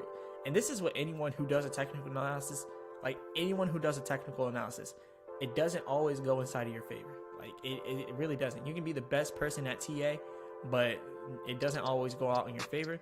But during this live stream, it has gone out in our favor completely. So we're gonna keep going off of this. And if you're trading right now on Mexi Global, you could be making some big money right now. But we're still gonna be going down. All right, like I said, another false breakout here, still going down here. Said uptrend, but it was a false breakout, so it was a false uptrend. So we're waiting for that now. We're waiting for it to hit the 284. Now, my biggest concern right now, this is my biggest concern when we hit 284, right? My biggest concern is that we go down even more. So what if we hit 284, right? And then we break that area, we break that support. That's my biggest concern. And that's why we now have to start looking at some 5-minute charts. So if we broke 284, where would our next immediate support be? So if we broke 284, 284 is right here. If we still continue to go below 284, that's pretty much a confirmed bearish movement. And really, if it goes down to 283, 284, all right, we're gonna let it slide. But if we get down to 283, that's the complete bottom of this support area, complete bottom of our supply and demand of more demand. That's what our green area is. It's supply and demand showing that we have more demand. But if we go below 283, that confirms that we then have our next bearish run down to the downside. And you can even see it, even going on to this one right here, 283, even for the 15M chart, it's showing it. If we go below 283, I'm sorry, but our next area is going to be 28 flat, like 2800. That's what we're going to be seeing if we go below 283. It's not that far below, but then you got to start to look at what we're going to have then. Then if it continues to go, now we have another area for us for our supply and demand. Now our more demand area would then be from 28 to 255. So we have high activity here. So if we did drop down to this area, it would probably be very bullish. We would probably see more so on the upside if we do go over here. But yeah, this whole area here, right here, is bullish. I'm gonna go ahead and draw bullish here for no reason, but this whole area is looking bullish for us. So if we go down to this area, it's pretty much confirmed that we're gonna be bullish. And that's pretty much what I'm looking for here. Remember, I'm not a financial advisor. None of this is financial advice. Just kind of looking at it. But hey, if we go over here and look at the 1 minute chart, so far everything's correct. So far so good. We're just gonna have to keep waiting, see exactly what we got coming up and forming up here next for the Lunar Classic. So that's where we're gonna have to wait for them. But yeah, if anyone wants to go ahead and send through a super chat, cash app, any of that, go ahead and do that. That'll be greatly appreciated. We got over here, says your contract address. I don't know what that is. Oh, okay, you want me to put that inside of the inside that other thing. But yeah, like Raider Mendoza said, don't forget to smash that like button for the live and share the live. Even better, DCA. So I'll go ahead and look for that contract address for you and see what is looking like for that. I'm not seeing the contract address on here. Where did that go? Okay, wait, actually, let me end this poll really quick. So most people think Baby Doge will be long term. So out of 20 people, we got about 89% say Baby Doge will be better long term than Lunar Classic. So that's pretty much what we're seeing with that. I think that's a pretty good analysis there. That's pretty good. I think that's probably gonna be how it is. But yeah, Baby Doge is probably gonna do way better. But yeah, for some reason I can't copy and paste that contract address, so I'm not gonna be able to look it up. It's not showing it inside of this live chat for me. It is showing it right here, but it's not. It'll show it on StreamYard, but it won't show it on YouTube. But yeah, they probably look at that as spam or something. But yeah, true Haitian, true. All right, so I want to talk more about the technicals. Let's go back over to Baby Doge. I'm pretty sure Baby Doge is getting closer to 1100. So yeah, we're at 1108. So yeah, we're slowly but surely going back down there. Bitcoin kind of bounced off its support, like we said, and now it's probably going to end up getting rejected once it goes up. So we'll still wait for that one. Yeah, still moving slow here. But also, I want to say something that I'm concerned about with the Lunar Classic community. So yeah, I know I got some unpopular opinions, but I'm going off of the technicals, and I'm going off of the facts, and I'm going off of, you know, not the rumors, but what we have as news. So let's talk about this. I'm gonna go ahead and bring this up. So a lot of people probably don't want to hear it. We are increasing right now. You know, it's gonna be another false breakout. Don't worry. But wait till we hit that support. Let's just go back over here and bring this up. So look at all this. Lunc, I admit it. I'm addicted to these charts because I believe amazing things are coming. This person's bullish. They say the chart will look like this. Just keep in mind, I'm going somewhere with this. So they used to say Bitcoin will go to 0, and now look where it is now. Same stuff I'm hearing with Lunar Classic. As I said, Lunar Classic holds this position until Monday. It's bullish to the sky. Keep holding Lunar Classic, massive pump. This is going to happen if you be patient. Keep holding, massive pump. Alright, I know you can see where I'm going with this. The Eris protocol will burn. 3x faster. Lunar Classic going to the moon. Who's ready for the burn? Top 10 crypto on market volume. Lunar Classic, another day, another bull run. Hit the like button. Lunar Classic. What's going on with Prop 4736? you're seeing what's going on here. And another thing, look, hit the like button, ready to go up, pumping. A lot of people are talking about Lunar Classic, but just know, when you see content creators hop on something, this is a content creator's job to hop on something that's popular and continue to push it. It makes them money. This person here has DM'd me for promo. So you got to think about it. A lot of people are making money saying Lunar Classic is going to the moon. And then a lot of people are watching the content. And then a lot of people are also talking about Lunar Classic going to the moon. So not only is Lunar Classic going to the moon, but now you also have people who get paid for Lunar Classic going to the moon. So yes, it pumps, and it's nice when it pumps. And yes, content creators saying it's going to the moon makes it pump. Yes. But then when the institutional investors see that the content creator, or not the content creators, but the retail investors are way in over their heads, that's when the institutional investors then sell on people. And when you look, yeah, like we're pumping this. Like the community, let's just be honest, the content creators, the Lunar Classic people, the Lunar Classic, lunatics, that's what they call them, lunatics, or whatever they call them. That's what they're calling them. This is what's making it pump. The community is making it pump. So yes, we can keep this pumping, but when the institutional investors decide to like pull the rug, what's gonna happen then? And when you're seeing people's heads so full of this, like everything's Lunar Classic. Like I'm holding 8.1 million Lunar Classic off staked, blah blah blah. Lunar Classic still remain in top 35. Lunar Classic here to help restore the faith. Buy Lunar Classic. Can it reach $1? Thank you to Mexi Global for burning. September 21st, big burn is gonna pump. So if everyone is expecting for Lunar Classic to pump on the 21st, everyone is expecting for it to go up on the 21st. If everyone is expecting this, then you could probably expect the opposite to happen. And that's just what happens time and time again. When others are fearful, be greedy. When others are greedy, be fearful. Everybody is greedy right now. So I'm fearful of Lunar Classic. That's why I'm saying I'm going to do some short-term trades. But until then, I'm not going to be holding overnight from the 20th to the 21st. Because I know kind of what's going to happen. And we got to be prepared for a pullback. I definitely think it's going to happen. But yeah, the whales are gonna end up selling. I'm just gonna say it like that, because let's just be honest, like the community is pushing it. You don't see the whales talking. You don't see institutional investors saying, yeah, we just put 100 million in Lunar Classic. You don't see the whales say, yeah, we just threw all our money in Lunar Classic and now we're preparing to sell. You hear them being quiet, because if they were public saying they bought and they're gonna continue to hold, now they're being held to that standard as such a huge entity. Like they can control the whole market. So it would be insider trading if they came in and said we're buying and we're holding, but then behind the scenes they sold. So they're not saying anything because they know they're about to sell. And the reason that is because everybody's keeping it pumped.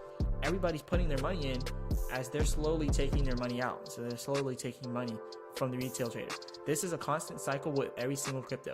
People said the same thing with Dogecoin. They said the same thing with Shiba Inu, with the baby Doge. They say the same thing with everything. When it's pumping, everybody's pushing it. Everybody's pumping it. But the one person that's not talking about it is the institutional investors.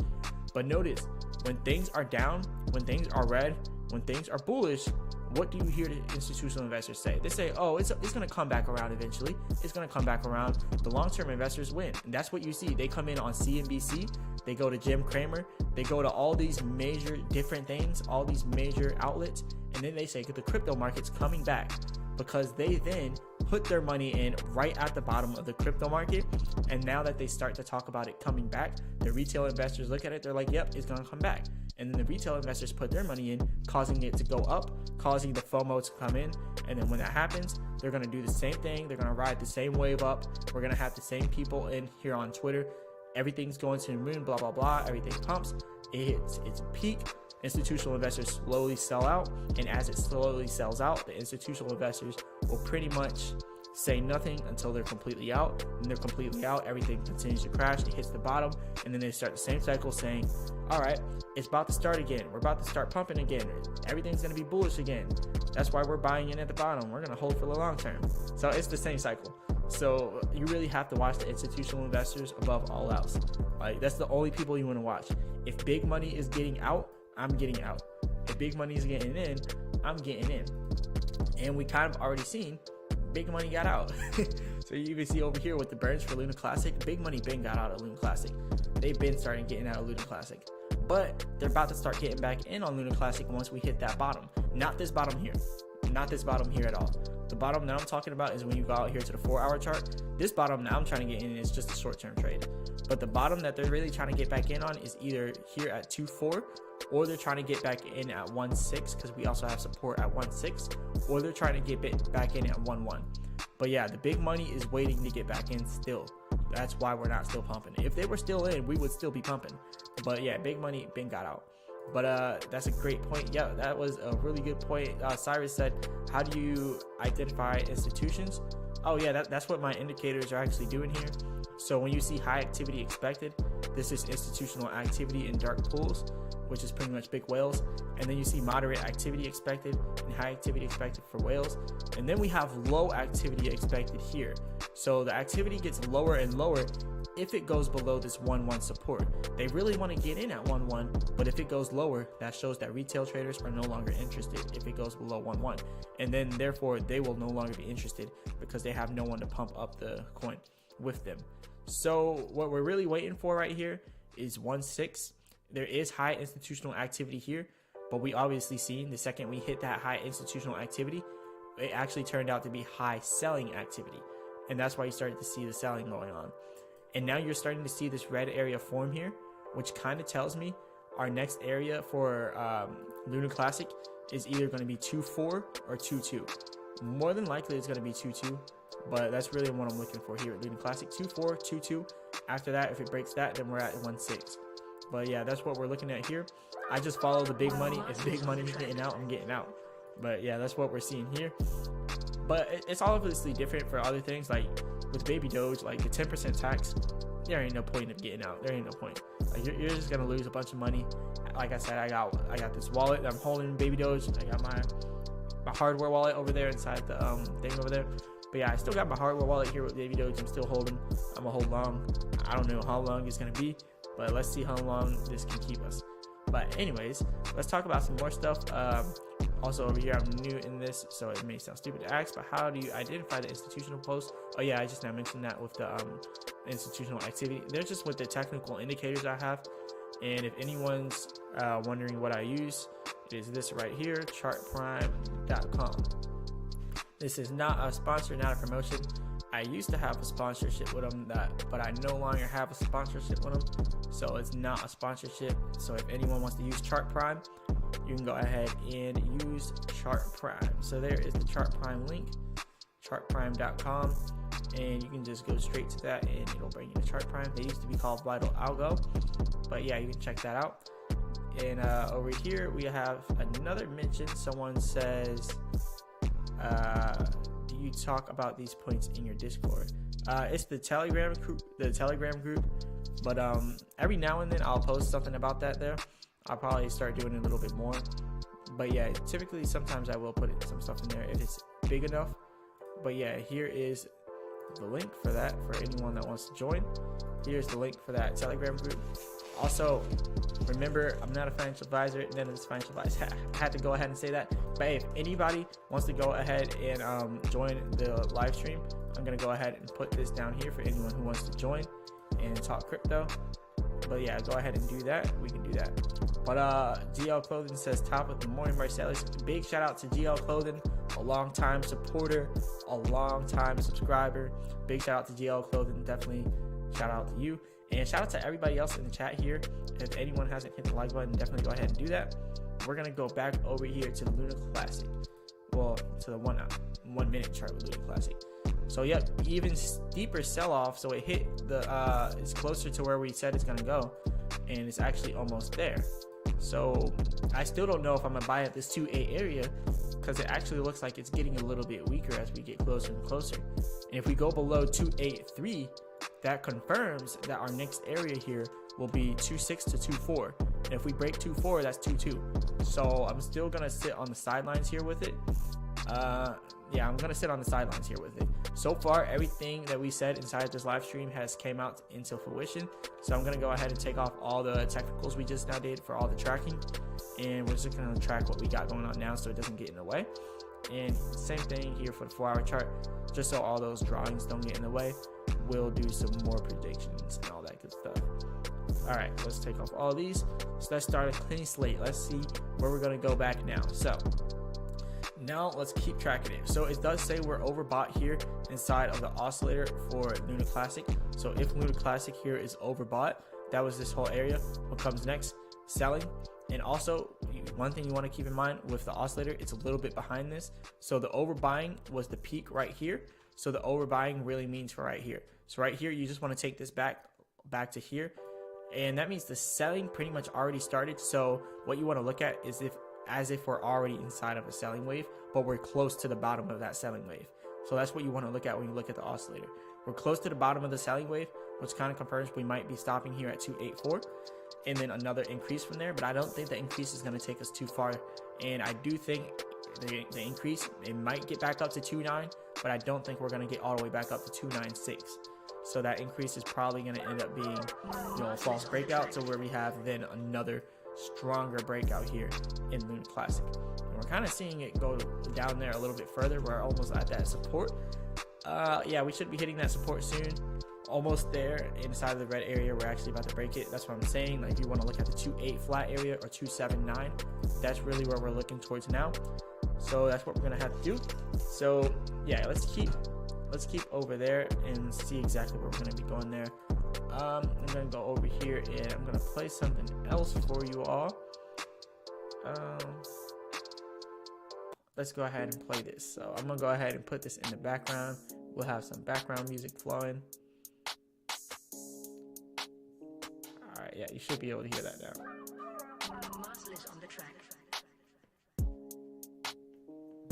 Alright, so what do we have here in the chats? So we have here, how much Baby Doge do you own? Are you still buying more?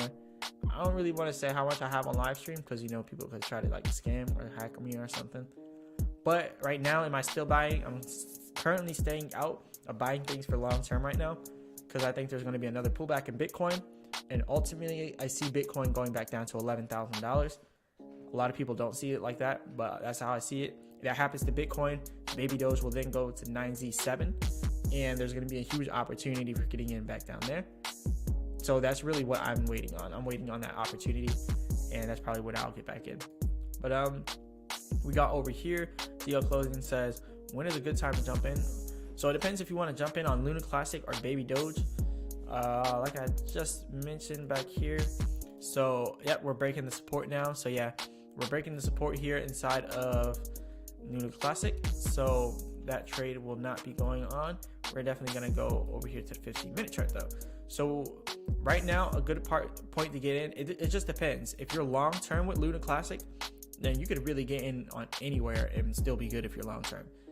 Let's say you're mid-term, but you're not short-term. You're mid-term, then you'd probably want to wait until we get down to 2.2.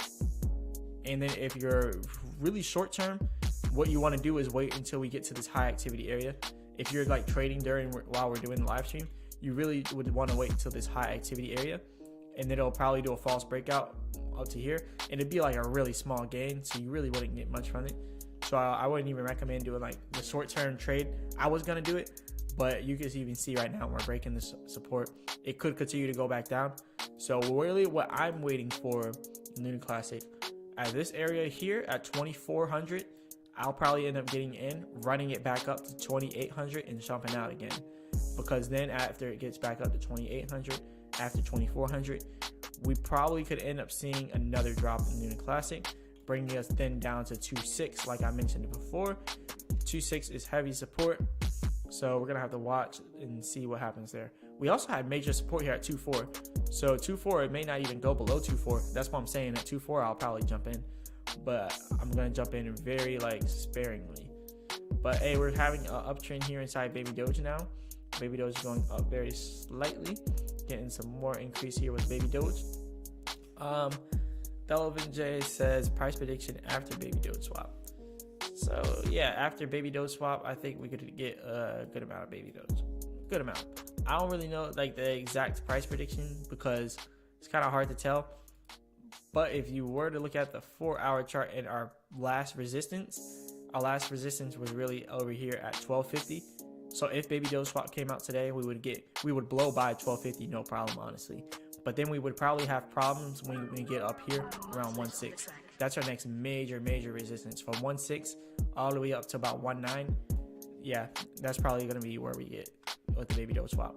And then it could keep pumping after that. That's just going to be the first pump, like the first series.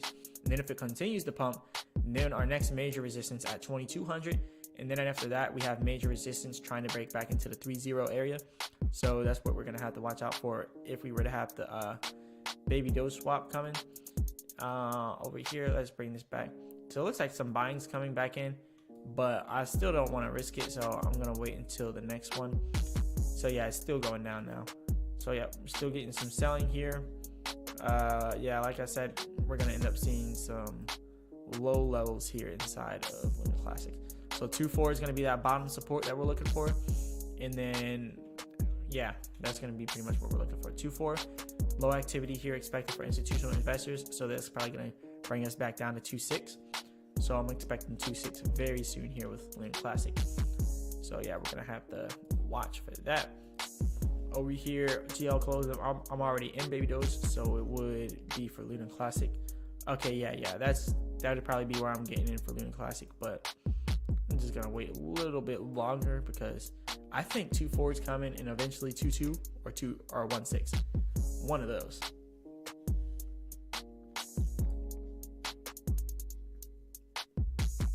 So yeah, it looks like actually baby Doge is starting to do a little bit of a pump here. Just a little bit there. But yeah, baby Doge, you really can't day trade a baby Doge or swing trade it unless huge volume is going through it. But yeah, for right now, we're just gonna let baby Doge chill over here. Lunc Classic is still kind of moving a little bit slow down. That was a big drop off. I mean, it was a big drop off. We may still hit 2.6. We're gonna have to wait and see. It's kind of looking like we're having some support, so it doesn't want to stop. The oscillator was showing some bullish movements here, but we're still down, so we're gonna have to wait for that.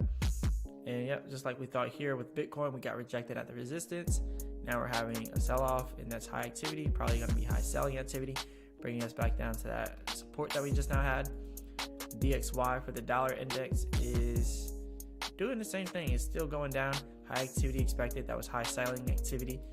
Wow, it actually was going in sync with Lunc Classic and with baby Doge. So everything's really following right now the same path, from the US dollar to Bitcoin to Lunc Classic. Everything has the same looking downtrend. Everything. So yeah, that's crazy. That's crazy to look at that. But yeah, we're gonna have to wait a little bit longer to see exactly what happens there. 28426. That's where we're at right now inside of Lunc Classic. But yeah, if anyone wants to go ahead and send through a super chat, Cash App, any of that good stuff, definitely go ahead and do that. I'll go ahead and look through the Cash App here, see if anyone has sent anything. But yeah, if anyone wants to show some support, show some love to the channel, the super chats would definitely be greatly appreciated. And for all of the new people that actually just now hit inside the channel, we're going to talk about some more stuff with the technicals. So it does look like we're still going down. We're probably going to end up going down to that low activity area. Low activity is going to be low institutional interest. So low institutional interest in that area. Still got to wait for it, but I guess we'll wait and see. And we've been going for about 2 hours and 32 minutes. So I think I'm going to go ahead and close the live stream early in a little bit, maybe like 10-20 minutes. So if anyone wants to send through super chat, Cash App, definitely go ahead and do that. I might keep the live stream going on for longer. But yeah, if you want to go ahead and send through any kind of super chat, go ahead and do that, and we can stay in for longer. But if not, I'm going to go ahead and close this out, and I'm probably going to end up doing some trades so I can make some money for the day, because I can't really trade on live. I was thinking about it. I see some people who trade on live, but there's a problem when you're trading when you're live. Some people can say you're manipulating the market and stuff like that. So I'll just leave this here for people who want to trade while looking at this, and we'll follow along here. But yeah, if there's no super chats or Cash Apps soon, I'll probably end up closing early and just going straight to doing some trades here. But yeah, if anyone wants to donate, definitely go ahead and do that. We can definitely keep doing that. And there's definitely a potential to make some money here with Lunc Classic. When we finally hit the 2.6 area, we could see some movements back up, especially with all this selling. Typically, after a lot of selling, we always bounce back with some buying coming. So once we hit that support, I'm really expecting for a bounce back there, but I don't know how much that would pretty much be. I don't know how much it would be. But yeah, we still have some movement here. We got 10 people in. So yeah, we're losing some people. Some people are dropping out of the chat. But yeah, we're still moving along with this. We're at 2 hours and 34 minutes. But yeah, if anyone has any questions, go ahead and drop them. If anyone wants to join the chat, definitely go ahead and do it. I'll go ahead and post this link in here. And also, if anyone wants to leave any kind of comments, let me know. Over here, price prediction after the baby Doge swap. Oh yeah, I mentioned that. Yep, around 1.6 to the 2.2 area for baby Doge. And yep, already went over all these. But yeah, if anyone wants to send through super chats or anything like that, cash apps, go ahead and do that. I'm probably going to close this up quick. Probably going to end up closing really quick. Right now we're at 2 hours and 34 minutes. So we've been going for a while. Going for a very long time here. All right. So I see no questions in here from the baby Doge community or the Luna Classic community. So yeah, I guess I'm gonna just end up closing it here. So yeah, definitely hit the like button if y'all haven't hit it. If you're not subscribed, definitely subscribe. And also, I'll probably be doing a live stream tomorrow, so definitely stick around till then.